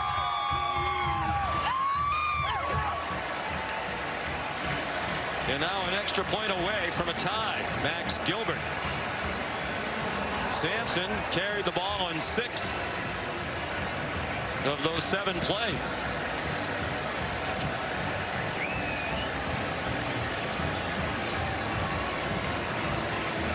And it's a tie. Well, it's Tennessee and Alabama. How about going back to some good old-fashioned running game?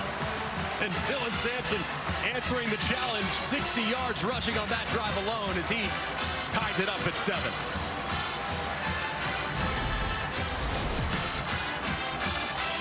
Saturday in October, tradition that dates back to 1939. The rivalry goes back to 1901. There's the Taco Bell Live Más student section all season long. Student sections across the country competing to be the Taco Bell Live Más student section of the year. Download the Taco Bell app to learn more. Finally, something to cheer for. 91 yards in 7 plays. 6 of them were rushes. 5 for 51 on the drive for Sampson. And Iamaleava had the 27-yard run that got them down inside the 10. So we're tied at 7, 6.5 to go in the 3rd quarter. In a very important game in the SEC with an eye toward the college football playoff. The Turbeville kickoff is a touchback. Here's our player check-in presented by Allstate. And one thing, Alabama's going to be committed to the run game, so they're going to get some one-on-ones with Ryan Williams. This is the one-on-one against Jermod McCoy. Look at the eyes from McCoy. Just incredible with his eyes. Plays the back shoulder beautifully. Intercepts the pass with one hand miraculously. Then Jalen learns from it. He looks the other direction at Ricky Gibson. Throws it perfectly. It's not as well covered, and it's resulted in a touchdown. So it's really more about players over plays, taking advantage of favorable matchups is what they're got to do in the passing game moving forward. Second possession of the half for Alabama. They had 7 straight runs on their opening possession. First pass of the half is complete. And it's Ryan Williams again for 13 yards. Jermod McCoy, Ryan Williams, that's been a battle all game long, and Ryan Williams with his 14th target. And his 7th catch. Nothing doing there. Jam Miller stopped by Caleb Herring. Listed as 13 defensive linemen. As we said, they go 3 deep across that 4-man defensive line. Really important for Jalen Milroe here to get half of this back. Make 3rd down more manageable and get the ball out.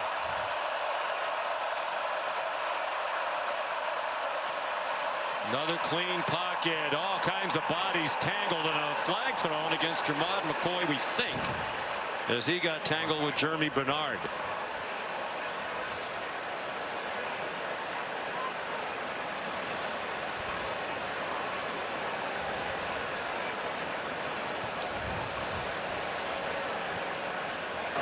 Pass interference, defense number 3. 15-yard penalty from the previous spot. Automatic first down.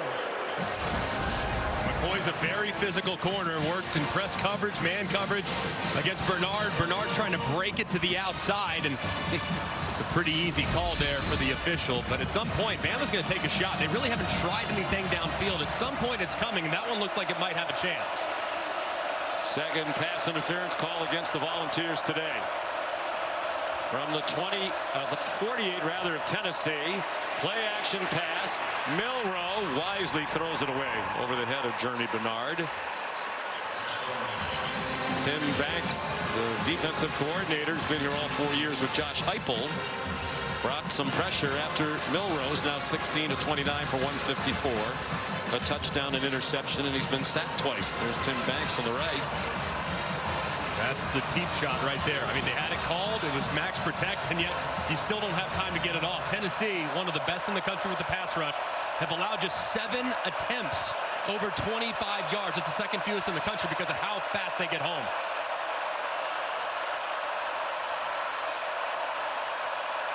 Looked like there was movement, and there was along the right end of the offensive line. The big tackle, Elijah Pritchett, started to retreat before the snap, I believe. Looked like the end flinched, too. Offside. Defense number 97. A movement by the defense. Calls the offense direct. Okay. 5-yard penalty. Shut down. Jason Jenkins also listed as a third-teamer on the defensive line. You see just that sudden flinch, and as a result, Elijah Pritchett just moved ever so slightly. That's a bigger penalty than you realize now, because 2nd and 5, you got your whole playbook available to you. Run it or throw it. Third offside penalty against Tennessee. They've been penalized 6 times now and are helping this Alabama drive along. Kendrick Law. Kendrick Law belted down. And they're going to mark it at the 25. 18 yards on the play to Law. He had one long play in the first half. He had a 20-yard catch and run. The spot here, though, when Tim Banks starts to sense that his defense is reeling a little bit, he'll kind of jolt the system with a blitz. Let's see if he dials up a little pressure against Alabama. Milroe after the fake, following Oots. And dropped for a 1-yard loss. Jamad McCoy, not just a clever man, stopping the run play. And with all these runs on both sides, the third quarter moving by very briskly. Tennessee's done an outstanding job all game long, really containing Jalen Milroe. At some point, all it takes is one crease, and he can take it the distance, but they have really kept him bottled up, and when he has taken off outside the tackle, they've tackled in the open field.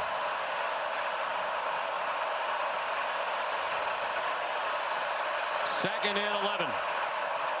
4-man rush. All kinds of time. Open receiver and a first down. C.J. Dupree for a 12-yard gain. And there's a volunteer player down on the field, Jamad McCoy. And a timeout on the field with 4 minutes to go in the third quarter. Alabama driving in a 7-7 game. You've been Tennessee's best cornerback, Jamad McCoy, limping off after he got hit in the lower back by the knee of the big offensive lineman, Jaden Roberts. Usually when corner goes out, if I'm the offensive coordinator, I'm making a note of it. Jalen McMurray now is in, and he's up top against Jeremy Bernard. I'm going right at that new corner in the ball game. 7th play of the Alabama drive, trying to retake the lead. It led 7-0 at the half. Flip to Law, and he gets buried for a loss. Did well to hang on to the ball. Of course, if it hit the ground, it would have been an incomplete pass.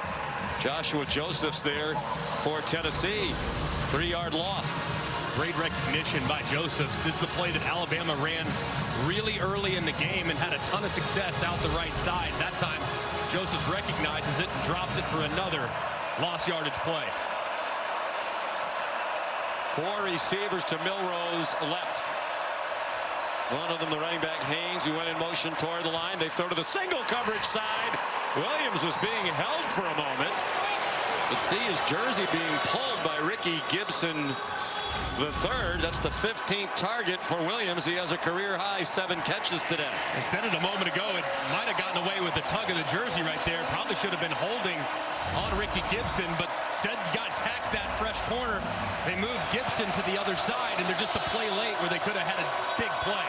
That's 100% a penalty. Matt Austin, our referee, in agreement. 3rd down and 13. Jamad McCoy back on the field. Milroe will try it again into a crowd and incomplete. Threw a 50-50 ball.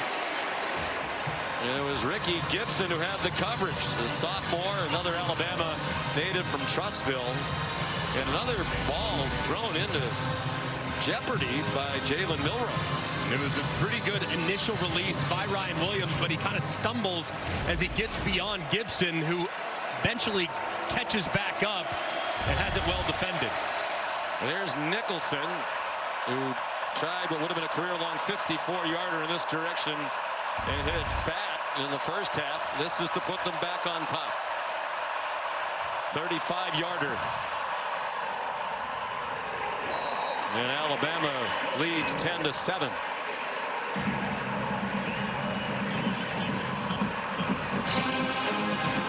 "58 yards, they moved it on 10 plays to set up Graham Nicholson." Time for the Aflac trivia question. The 1994 Tennessee quarterback room featured 2 Hall of Famers. Who were they? It's a little bit of a trick question. I think we both know the answer. I do know the answer. A little bit too much of a baseball fan and a really big Peyton Manning fan. Okay. Well, then we're not going to wait for the answer. Peyton Manning seems pretty obvious. Inducted into the Pro Football Hall of Fame in 2021. The other is here today. Peyton is not here, we're told today. Todd Helton, who was honored on the field between one of the stoppages in play. Great baseball player here, of course, went on to the Colorado Rockies, had a Hall of Fame career. It was the Dick Hauser Award winner as the college baseball player there in '95. And elected to the Major League Baseball Hall of Fame in 2024. Hit .316 for his career. 5 times an All-Star. It's the answer to the Aflac trivia question.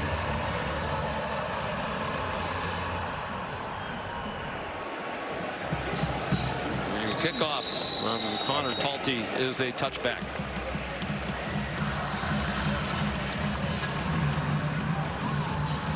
So off their best drive, their only scoring drive of the game last time around.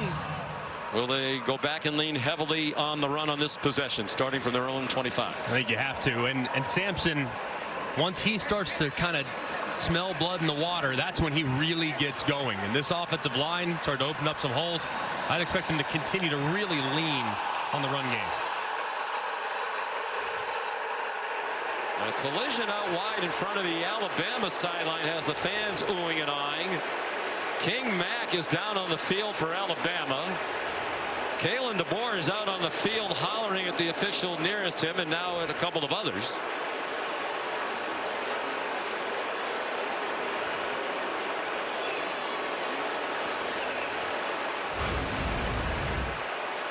And this is just it's a fake penalty. I mean, King Mack, number 5 at the top, goes in and then all of a sudden just goes down. I mean, that's a fake injury. I mean, he's not hurt. He goes down to save Alabama some time, but Kalen DeBoer is really frustrated with the officials not really allowing Alabama, it appears, to substitute. So that's seemingly what they're talking about right now. Well, college football needs to do something about this. You know, the fake injury thing is an epidemic. You know, there's no rule against it. There's language in the rule book about it being unethical.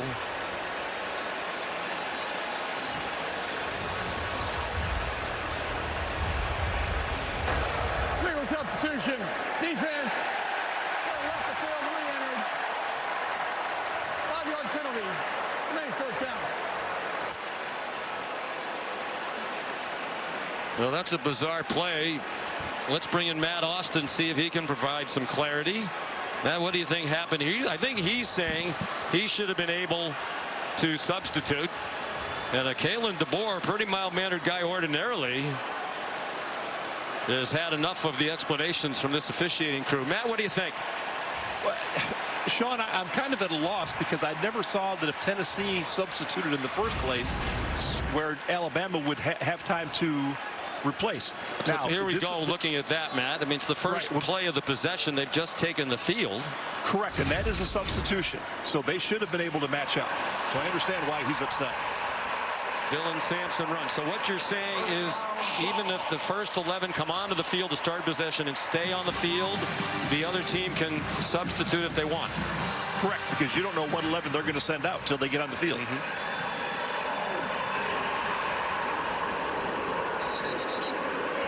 So after a 13-yard gain on first down, a catch by Brew McCoy with a short one to the 41-yard line.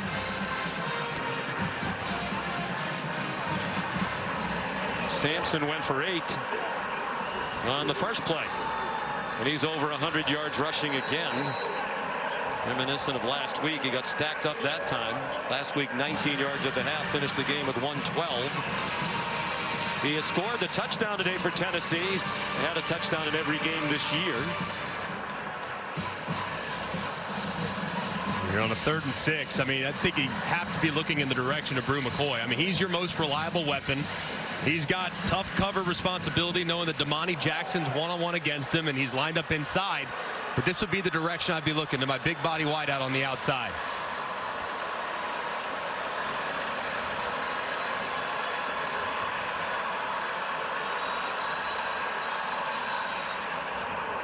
Timeout called by Tennessee. The play clock about to wind down. This will be a 30-second timeout. Probably a good timeout there by Josh Heupel, too. Looked like blitz pressure. So get your quarterback feeling more comfortable about it. Well, I'll go back to that substitution situation and the penalty called, 12 men on the field, and bring Matt Austin back in. So they did have the right to substitute. I guess the question I would have when we saw men running on and off and on and off, Matt, is how much do they need to be allowed in terms of substituting? How long could this go? How many people can you send on and off? Well, it's the normal substitute. The problem is the referee never went into substitution mechanics. He never put his arms out in the iron cross to let the defense know that they now have time. So the coach was upset. He knows he should have had time to substitute. The referee wasn't aware that it was this, or wasn't calling it a substitution, though he should have. So I understand why the coach is upset. He went ahead and sent his players in to, I guess, prove the point that he should have had a chance to substitute. The reason they got the foul is one guy went in and then came back out, went out and then came back in. You can't do that. I understand the frustration, too. I mean, Kalen DeBoer is not usually a guy that's overwhelmingly animated unless he knows for sure that he is right. And I believe, like Matt said, that was poor mechanics by the officiating crew. You know, he's upper Midwest nice from South Dakota. Both of these coaches are natives of South Dakota. The only two FBS head coaches of the 134 who are from South Dakota. Kalen is 49. He'll be 50 this week. He's 3 years older than Heupel. Long throw down the field. Caught! Dante Thornton Jr. down to the 2. With the freshman Jalen Mbakwe in coverage. A 61-yard play. They'll mark it at the 3. Tennessee hurrying to the line. Without substituting, so no substitutions by Alabama. And they'll hand it off here.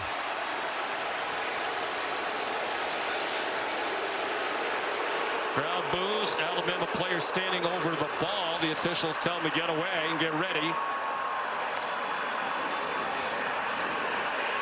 To the end zone. Touchdown! Dylan Sampson again.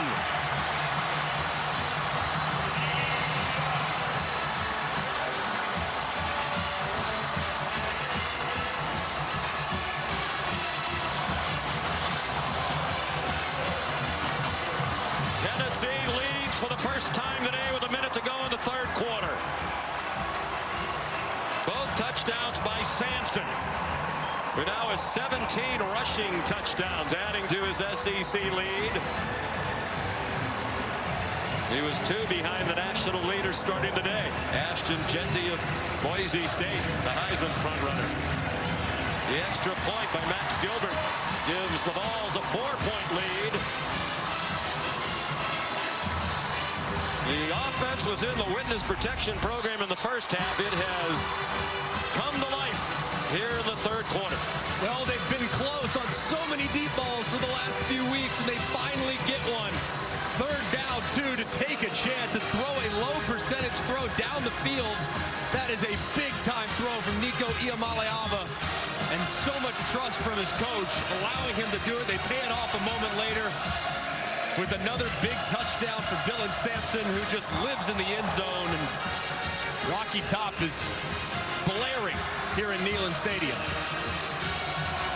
Sampson had 15 rushing touchdowns through the first 6 games. That was the most in SEC history through the first 6 games of a season. He's added 2 more.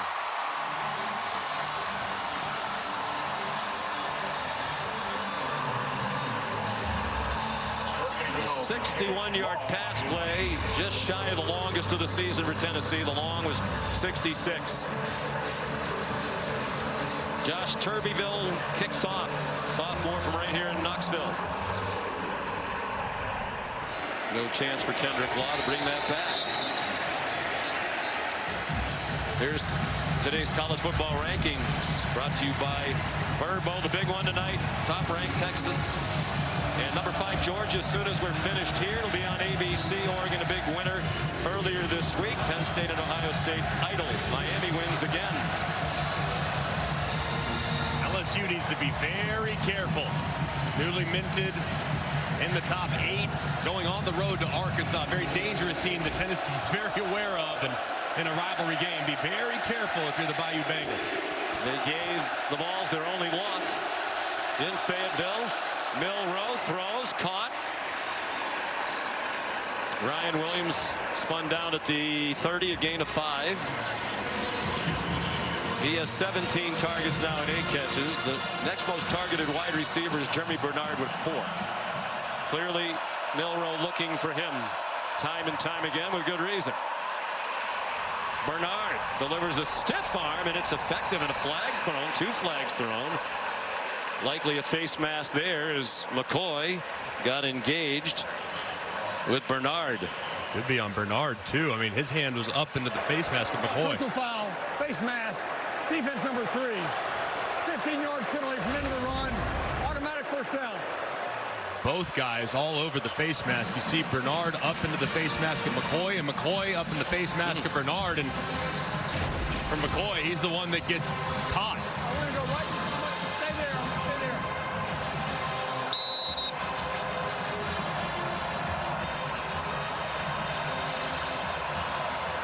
So the ball goes to the 48-yard line of Tennessee.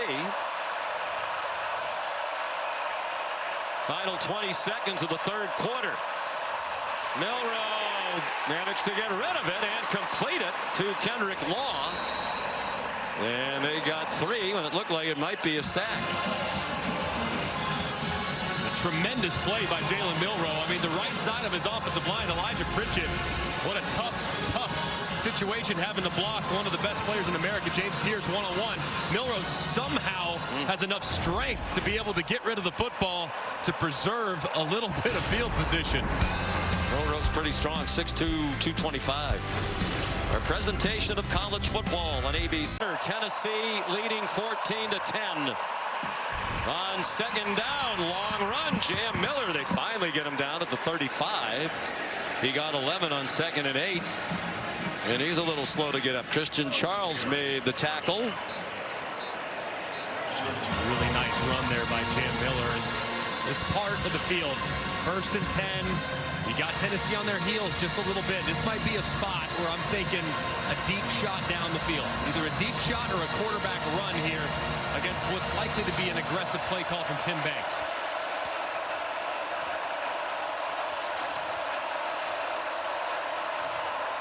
Play fake by Milroe. Throws, open receiver. Jeremy Bernard inside the 10. Chased out by Andre Turrentine. 1st and goal at the 7 after a gain of 28. Just a thing of beauty here as Jeremy Bernard beats Gibson immediately across the field. Really well executed, well designed, and a great throw. Poised to take the lead, and they do. A walk-in touchdown for Justice Haynes. By the left side of the offensive line, Caden Proctor just walling things down. A nice cut by Justice Haynes to go right behind his tackle. And he walks into the end zone. Just a tremendous answer from the Tide in hostile environment. after Tennessee just took the lead. Tennessee went 75 yards in 5 plays to take the lead. Alabama goes 75 in 6 plays to take the lead back. And the Graham Nicholson extra point makes it a 3-point edge. Who took the lid off the end zone? Yeah, they did. I mean, there was a brick wall across the goal line. Things are getting going now. Straight game in which Alabama has trailed in the 4th quarter. Over the last 15 years, their winning percentage when trailing entering the 4th quarter is .517. They're 15 and 14 in those situations. Of course, that's not a lot of times trailing going into the 4th quarter, but when you have a dynasty team during those years, you're going to have the lead most of the time, but they can do it. That right there, though, that was Jalen Milroe making a couple of great throws. The protection being rock solid, and then paying it off with the run game at the end. That was just about as calm and as cool as things can possibly be when it felt like the roof was going to come off this place after the touchdown. Well, the first half wasn't very pretty, and it was 7-0 Alabama at the break, but this is now shaping up like another 3rd Saturday in October classic. 107th meeting all time. Maltese kickoff is short. Fair catch made by Cameron Seldon. The next stop on the F1 schedule is the U.S. Grand Prix at the Circuit of the Americas in Austin, Texas. Tomorrow at 3 p.m.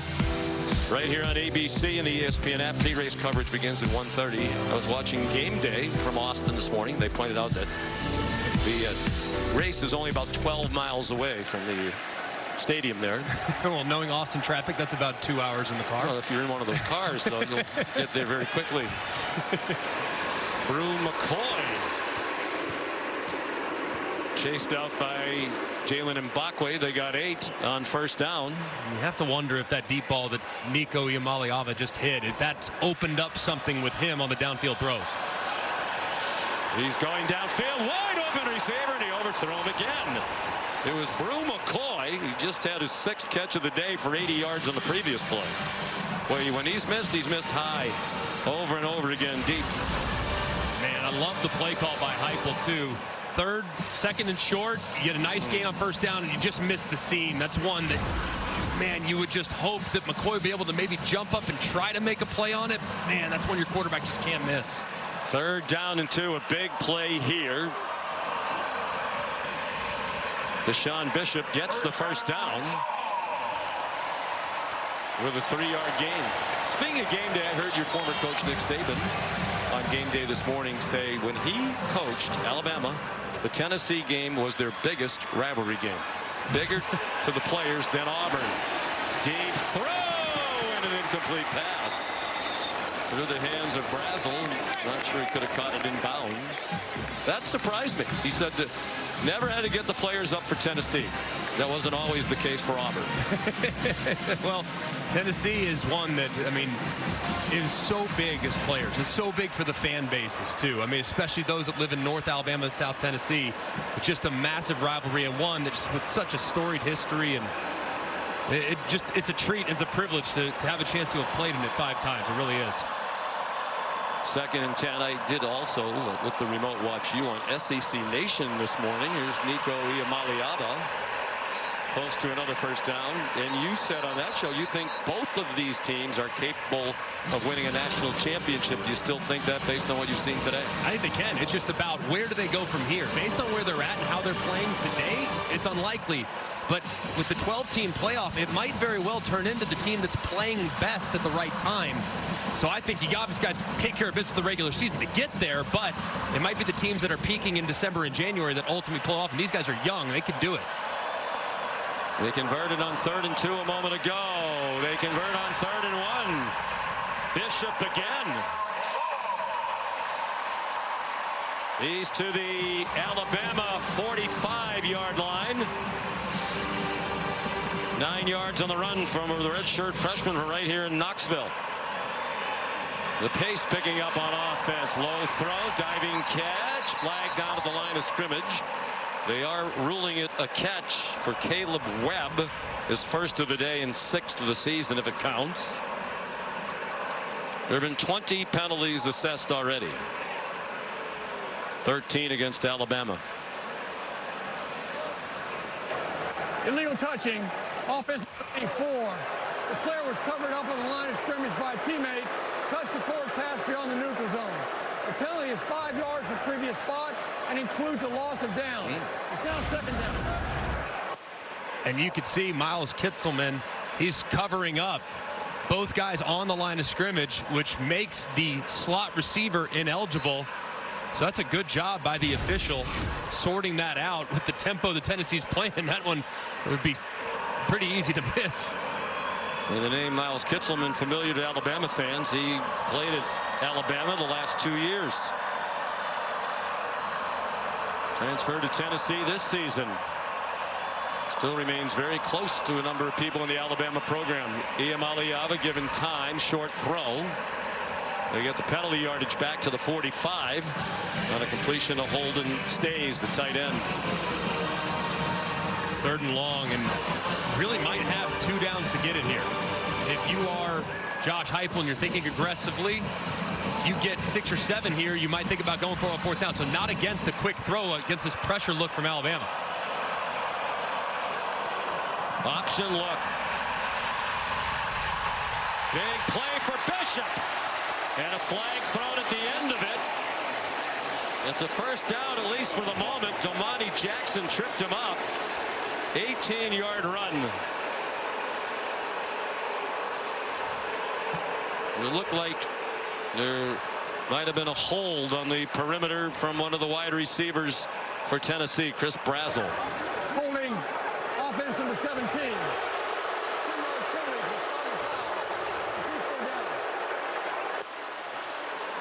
That's a killer because it was not a factor in the play. They already had the 1st down. And this is just really difficult. And it's outside right here. And maybe it is a factor. He might have been able to make the tackle. Definitely. And he really had to hold that block forever. I mean, that's a really tough spot for Chris Brazel. But I'd like to think that as soon as that defender tries to unload, you would let go. They do pick up 5 yards because it was from the spot of the foul. So from 3rd and 10 to 3rd and 5. And that play is dropped for a loss. Sampson. LT Overton with the penetration. In a 1-yard loss. Justin Jefferson involved as well. So now on 4th and 6. Fans boo as the punter comes on the field with 10:45 to go. Yeah, and if you're Alabama, you thinking, hey, be alert for a fake punt here, because this right here is fake punt all day long. So probably go punt, return safe, and keep your eyes in the backfield. Jackson Ross, redshirt sophomore from Melbourne, Australia, is the punter. Cole Adams back deep at his 10-yard line. And it took too long to get it off.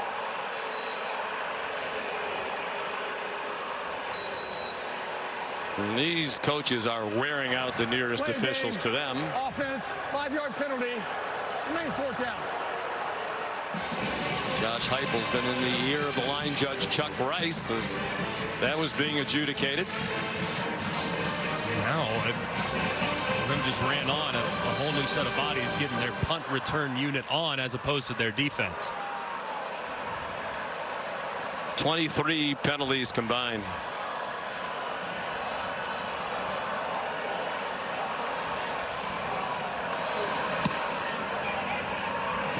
End over end. And it takes a great bounce. It'll be down inside the 3-yard line.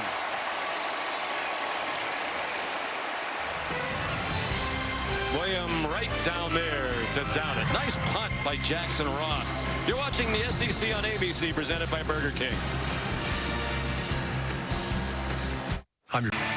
Alabama and Tennessee was the scoreless first quarter. First score of the game, Ryan Williams, a 5-yard touchdown catch from Jalen Milroe.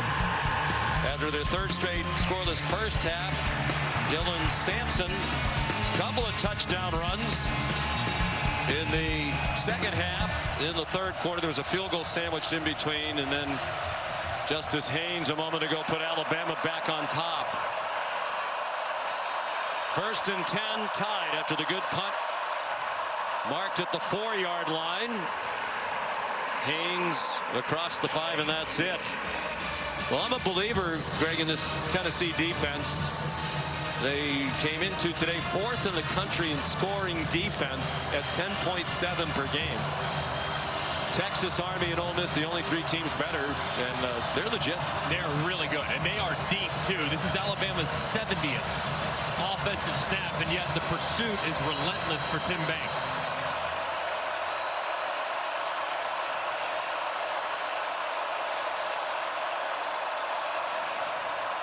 Alabama with the ball in a 3-point lead. Milroe dives forward to the 8-yard line. Jackson Moy, the Stanford transfer, to the tackle. And another big 3rd down in a game filled with them. And this is a massive one for Tennessee. Your coach a moment ago decided to punt, play the field position game to force a 3-and-out to get it back to your offense with good field position near midfield is enormous. So let's see if Tim Banks decides to kind of play a little more coverage. He's been aggressive. Let's see if he decides to drop out or heat him up again. Alabama 3 out of 11 today on 3rd down. We'll stop here, and Tennessee should get it back with great field position. They bring pressure late. Milroe grounded one from the end zone for a safety last week. Got rid of it, and it comes up short. In the direction of Ryan Williams with Jamad McCoy in coverage. Terrific job by Tennessee's defense. They ramp up the pressure again. It's well covered downfield. Jalen tries to make something happen by escaping to his right, and there's just nobody home. Just excellent execution from the Volunteers defense. 4th 3-and-out of the day for the Crimson Tide. James Burnip's 6th punt of the day. Short kick, but the deep man, Cameron Seldon, is way back. Let it bounce. Fortunate for him, it didn't bounce very far. 45-yard punt. Tennessee down by 3. The Vols will start at their own 46. When we come back to Knoxville. Dylan Sampson, 2 touchdown runs, but it's Alabama on a score by Haynes with a 3-point lead, 8:35 to go. Sluggish, to be kind, first half offensively for both teams. Alabama had the only touchdown on a Ryan Williams catch. There have been 23 penalties, but if you were striving for the positives, Alabama's had only 3 in the second half. Only 23? Like more at times. I feel like I was watching the Monday Night Football game the other day. I thought that was a lot, but they think we've surpassed the total number of flags that crew threw. Dylan Sampson, the running back. He's been a big part of the improved offense. Iam Aliava kept it and slid to the 49-yard line of Alabama with a 5-yard pickup. This is the 2nd best starting field position of the game for Tennessee. I think if you're Tennessee, you stay committed to the run game. And I think now Nico's factor as well. Running out of time, and a low throw out in the flat for Sampson. Jeremiah Alexander brought some pressure. 3rd and 5. You're kind of in a bit of a tweener down here. Really 2 options for Josh Heupel. You can run the ball with Sampson. I think kind of like that too. Had a lot of room to the outside, or you throw it in the direction of Brew McCoy because he's your most reliable weapon, and he's had a very productive 3rd down run here to start the second half. He's lined up at the bottom of the screen. I'm a little surprised 2nd and 5 they didn't stick with the run, which has worked so well in the second half. Up to 186 rush yards for the game now. Fake one way, throw the other, and it's too far out in front of his receiver, but there are flags down. Intended for Brazel. Delmonte Jackson had the coverage. Crowd thinks there was a hold around the 30-yard line, and they are going to be correct. Holding, offense, defense, excuse me, number 10. 10-yard penalty, previous spot, automatic 1st down. Well, Ken Williamson's allowed to be off target once when he's had to call this many penalties. 14 for an even 100 yards now against Alabama. They're at the 39-yard line. Max Gilbert is a freshman, redshirt freshman field goal kicker. He's missed only 2 all year, but both from 53 yards. One of those today. Dylan Sampson spins down at the 32-yard line. Quay Rousseau made the tackle. 18 carries, 113 for Sampson. And there's Gilbert getting ready should he be called upon. Sampson again. First down, Tennessee at the 21-yard line. Mr. Iamaleava loves it. It's rinse and repeat for Josh Heupel at Tennessee. I mean, they have Alabama on their heels. Hands are on the hips of some of these defenders. The run game is really starting to click. They got to stay committed to it. Sampson patiently waiting for something to emerge. They had 44 rushing yards at the half. With that carry, they're up to 208 now for the game. Lone tire for Sampson. You know, the way they hurry up and spread you out, I think the perception of Josh Heupel's team's been their passing team. But this is a head coach 6 years in a row. His teams have rushed for 2,000 yards or more every season. Yeah, they run it religiously, and then they set you up with the big play downfield. It's very difficult offense to defend. As Kane Womack said, they spread you out sideline to sideline, really to run the ball. Sampson again. You're going nowhere, says Tim Keenan. Sellout crowd here, 101,915. One of the great venues in all of college football. The 6th largest stadium hosting college football in the country. Michigan, Penn State, Ohio State, Texas A&M, LSU, the only with stadiums bigger than this one.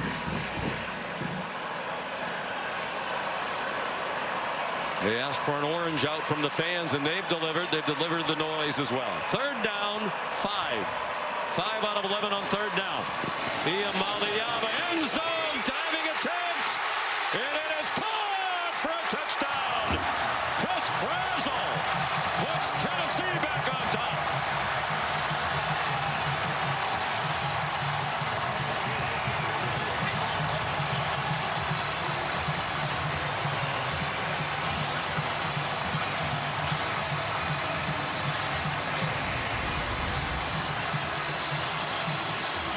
What an effort by Brazzell. The ball is perfectly placed. Does he secure it? Looks like he does. Ball's in the air. Got both hands on it. Ball moving just a hair, but I think he's got firm control as he goes to the ground. I agree with you. Just a tremendous catch by Brazzell. Transfer from Tulane. 3rd team All-American Athletic Conference last year, and he caught 44 balls at 5 touchdowns. This will be his biggest catch as a Tennessee Vol if it stands. And he even caught it after King Mack grabbed his face mask for a moment, spun his head around. Unbelievable. To your point, hands under the ball as he goes to the ground. And what makes me think, and there's the face mask grab. What makes me think it's a catch, too, is the official, the back judge on the back line. He has that view of it. And he deemed it a touchdown. And I think it's going to stand. After review, the ruling on the field stands. Touchdown.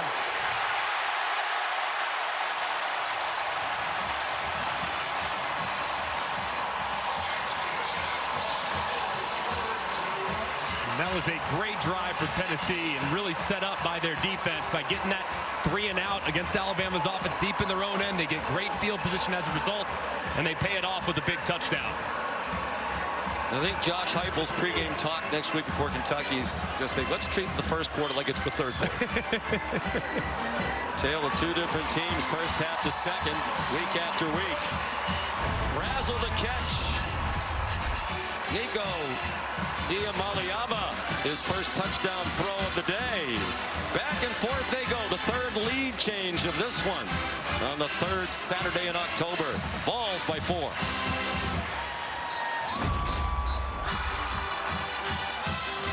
Rivalries in college football, Alabama and Tennessee for the 107th time over 123 years. Tennessee didn't score in the first half. They've scored touchdowns on 3 of their last 4 possessions. They've missed 2 field goals today, both long ones. Josh Turbeville with a kickoff will go for a touchback coming up next. And a tough act to follow, even though it's #1 Texas and Quinn Ewers against Georgia. The Horns and the Bulldogs. Who do you like in that one? You know, everything says Texas. Everything.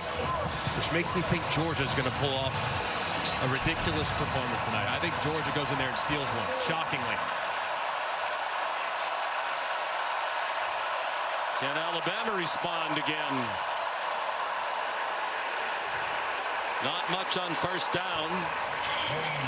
Justice Haynes, the ball carrier, and a 1-yard gain. Omari Thomas there for the Tennessee defense.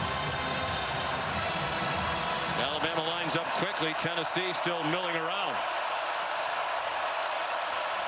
5.5 minutes to go. Milroe fires too high. He had Ryan Williams wide open near the 40 and missed him.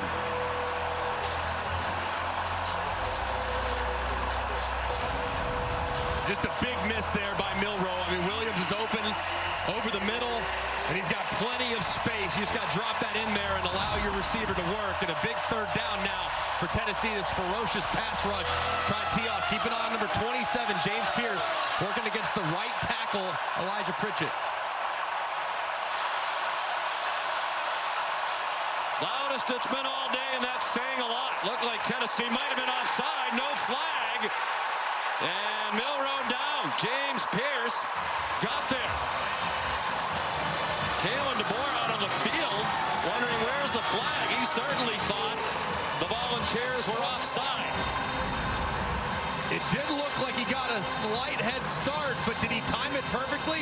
Man, it looks like he's just barely in the neutral zone. It's a bang-bang play. One, I think you could call it. You could also leave it in your pocket. Very close.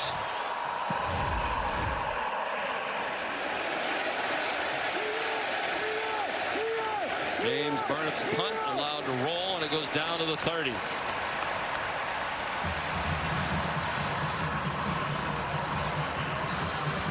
The snapper, Neveland Hibbett, down that 48-yard punt. Now it's Tennessee with the ball and the lead with 4:39 to go. Alabama in possession of all 3 of its timeouts. This has turned into, I'm not sure it's a classic when a game with this many penalties and turnovers and mistakes, but for excitement value, it's pretty hard to beat. It is, and this rivalry just never fails to, it always delivers. I just love this game so much, but right now Alabama's on their heels, and Tennessee's run game here in the second half behind Dylan Sampson and this offensive line have really gotten going, nearly 100 yards a second half alone, so Bama's got to stop the run here to give their offense another chance. Dylan Sampson has taken charge here in the second half, tackled after a 1-yard run by Jihad Campbell. Kalen DeBoer, with this much time left, opting not to start using timeouts.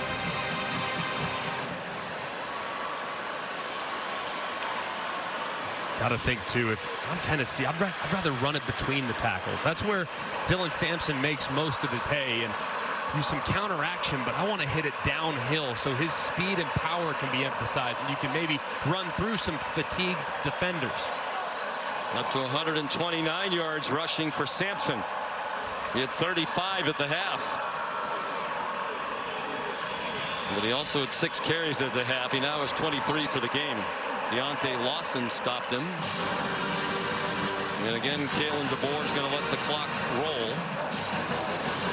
Big decision here, too, from Josh Heupel. Do you opt to give it to your quarterback who hasn't made a ton of starts. It's a 7th career start. Throw it in a critical 3rd and long, or do you hand it off again and trust your offensive line and run game and your defense here on a pivotal 3rd down?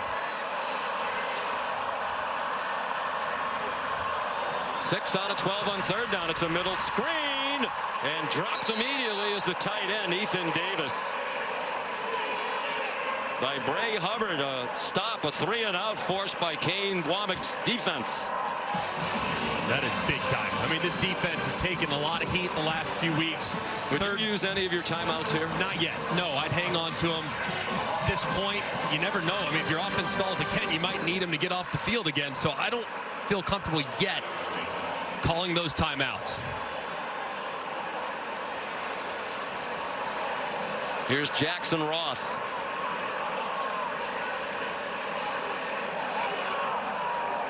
His 4th punt. They let the play clock go all the way down. There's a flag down at the line of scrimmage. Cole Adams made a few miss and went out of bounds across the 25-yard line. Important that it's 4th down and 6, because if it's against Alabama for 5 yards, it still wouldn't be a Tennessee 1st down. They're over asking Kalen DeBoer about it, so apparently it's against Tennessee.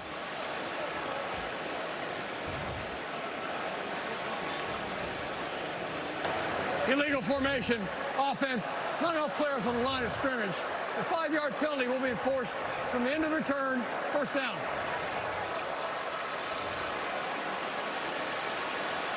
You know, the last time they had the ball, and there have been 24 penalties assessed, that one at the end of the run. At the end of this game, though, Greg, and let's bring in Matt Austin, it might be about a flag that wasn't thrown. Matt, what do you think on this play? Well, I think the defender, he definitely started before the snap, and because he was so close to the neutral zone, I do think his helmet was offside when the ball was snapped. So this should have been a flag. It's hard to get. Sometimes they time it perfectly. I think they missed one. All right. That is a wild throw by Jalen Milroe, nowhere near Justice Haynes. 2:21 to go, all 3 timeouts for the Tide, and a field goal really does them no good. It's important for Jalen Milroe here, too, to acknowledge, hey, this pass rush is ferocious. But don't be afraid to use your legs. Your legs are a weapon in this scenario, especially when they're dropping deep in coverage, so don't be afraid to take off.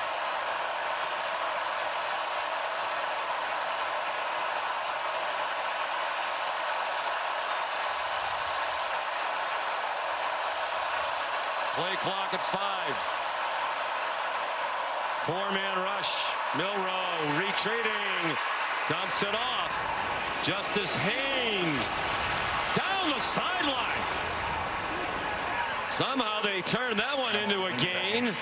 Out just shy of the line to gain. It'll be 3rd down and a little more than 1. And the 2-minute timeout will happen before they snap it again. 2 minutes to go, all 3 timeouts. Alabama still has 61 yards to cover, fighting the balls in this sellout crowd.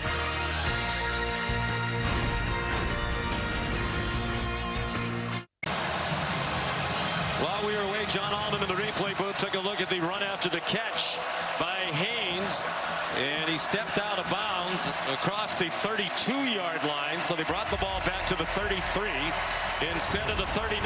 So instead of 3rd and 1, it's 3rd and 7 for Alabama, down by 4 at the 2-minute timeout. I think it's 4-down territory. 5-man rush, pressure up the middle, and it's dropped behind Kendrick Law. Tim Banks brought pressure, woofing after the play and some shoving. And there is the flag down back at the line of scrimmage. I don't think it was the post-play nonsense. There have already been 25 assessed penalties, which is the most you won't be surprised to know in an SEC game this year, and the most since 2019 when Auburn and LSU combined for 27 assessed penalties. After the play was over, personal foul, offense number 1. My goodness.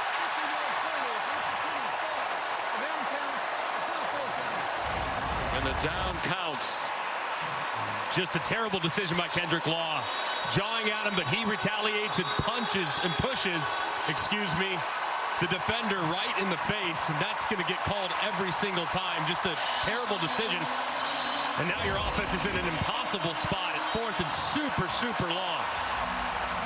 Well, we'll bring in Matt Austin in a moment as well. I mean, clearly Carter was woofing in his face and then took a swing that apparently missed. They're going to go for this on 4th down and 22 from their own 18 with all 3 timeouts left. Kalen DeBoer says, I go with my gut. Play clock running down, under 5. And a timeout called by Tennessee.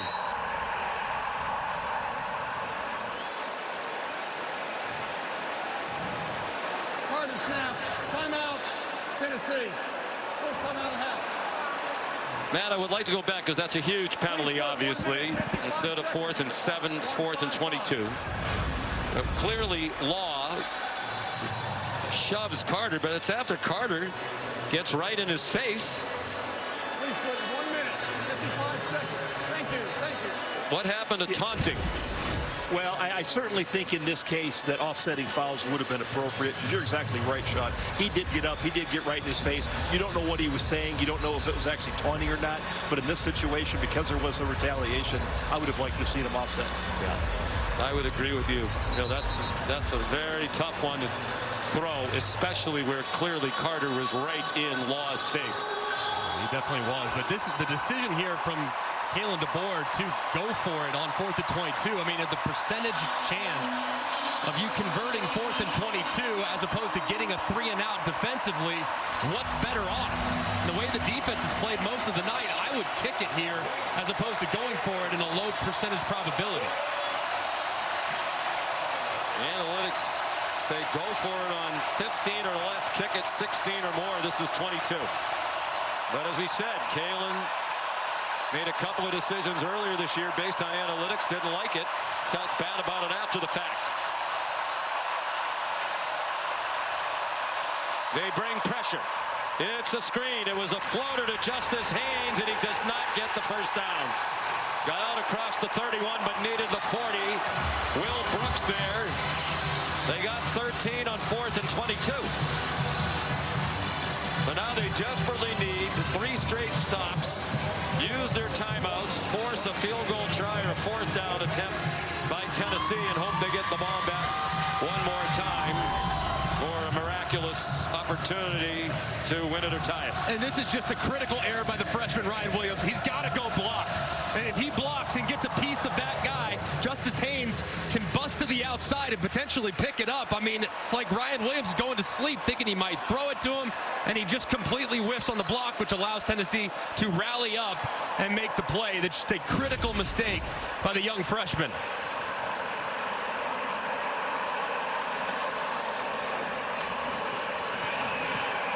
Sampson goes ahead for about 4. Timeout called by Alabama. The Tide still with 2 remaining. Timeout. Alabama. Second timeout this half. Who's at 1 minute, 44 seconds. Let it in.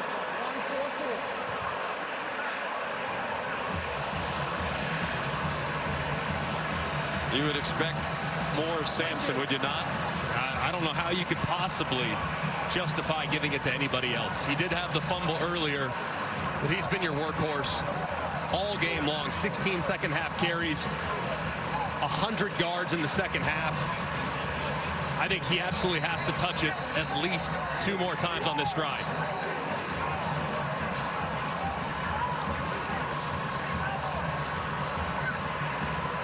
Tale of 2 halves, as was the case when they rallied last week to beat Florida. Each team with 1 loss, both 5-1.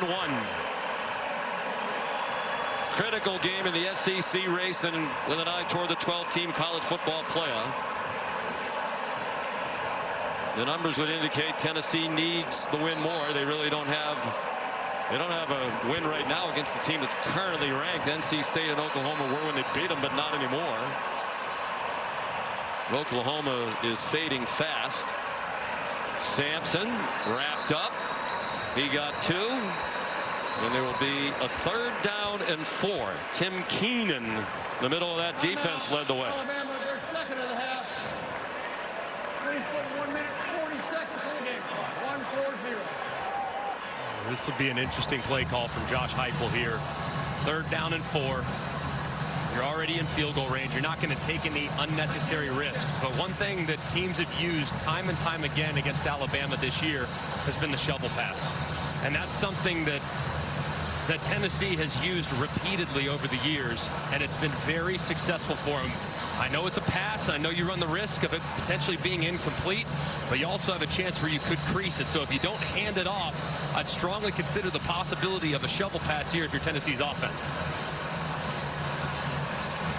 And if they are stopped and it's 4th and short, it'll be interesting what Josh Heupel's decision would be. Would he go for it after Alabama has used its last timeout, or would he try to take a 7-point lead on the foot of the redshirt freshman kickers? Missed 2 long field goals today, both from 50 and beyond.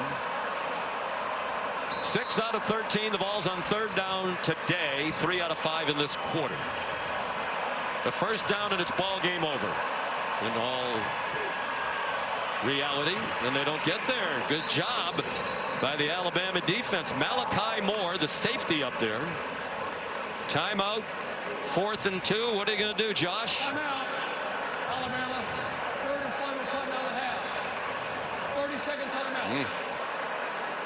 What would you do, Greg McElroy?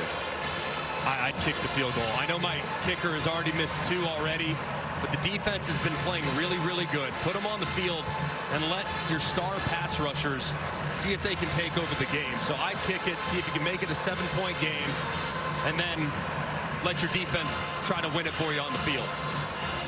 The analytics say go. And that's at 4th and 1 on the graphic. It's a long one. It's almost 2. Max Gilbert has had the 2 misses today from 50 and 53. But for the year, he's 11 for 11 inside of 50. And they are sending him on the field to make it a 7-point game. It'll be a 41-yard try.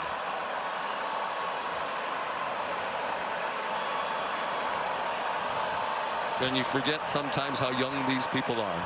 And so you see the headshots and the pictures inside the helmet. Redshirt freshman from Memphis. Good for him. Right down the middle. It's a 7-point game with 1.5 minutes to go. But hope for Kalen DeBoer in the tie. Because had they gone for it and gotten it, definitely game over. You know, we saw this last week. You mentioned it in real time as we were watching the Alabama game against South Carolina. They had a 3rd down conversion late in the game on the first snap from the 2-minute timeout. Had they just gone down in the field of play, I believe it was Jeremy Bernard, the game was over. Right. He scored. They led by 7. It gave South Carolina another chance. They went down and scored. Yeah, and almost had a chance, too, after the onside kick recovery to have some mayhem. But these moments right here, I mean, these moments from Tennessee's pass rush standpoint, this is why you come to Tennessee, to see if you can end the game with a big sack. And then from an Alabama standpoint, this is why you go and play for the Crimson Tide, to have the chance down 7 in hostile territory to go and see if you can make a memory. Just a remarkable game and a huge opportunity for both sides.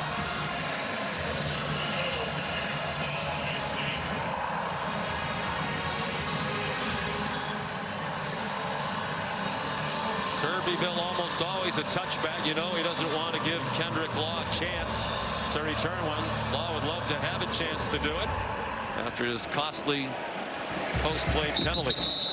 It's a touchback. So they have 75 yards to go in 1.5 minutes. When they led all night against Georgia, then squandered the lead in the 4th quarter, it was the play that will be remembered forever when Milroe went to Ryan Williams for 75 yards in the game-winning touchdown.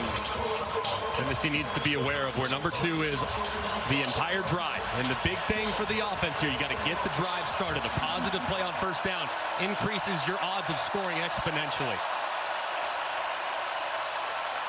Williams has been targeted 19 times. Jalen Milroe fires, and it is intercepted. Will Brooks picked it off.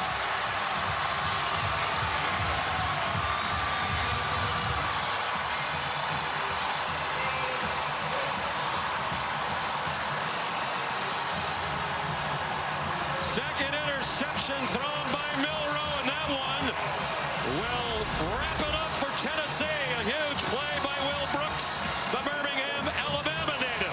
And Will Brooks' eyes are in the backfield the entire time. He sees it. He sees Jeremy Bernard crossing face, throws behind Bernard, and Brooks reels it in. It's a good pass rush as well. Just a big-time play by Brooks on the errant throw from Jalen Milroe. His second interception of the year. The first one he took back 85 yards for a touchdown in their rout of North Carolina State.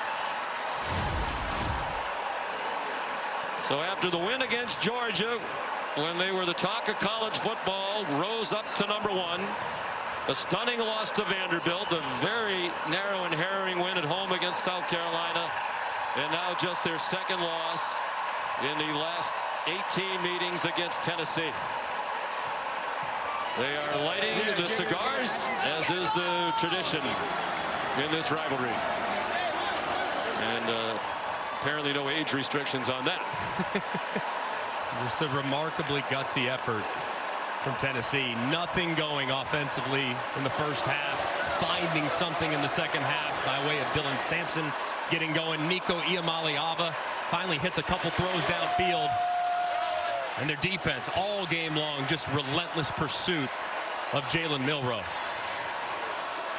So now Alabama with work to do going forward. A much needed win for Tennessee to go to 6-1. They won't snap it again. Huge win for Josh Heupel in his 4th season here in Knoxville. And some of the fans coming out onto the field.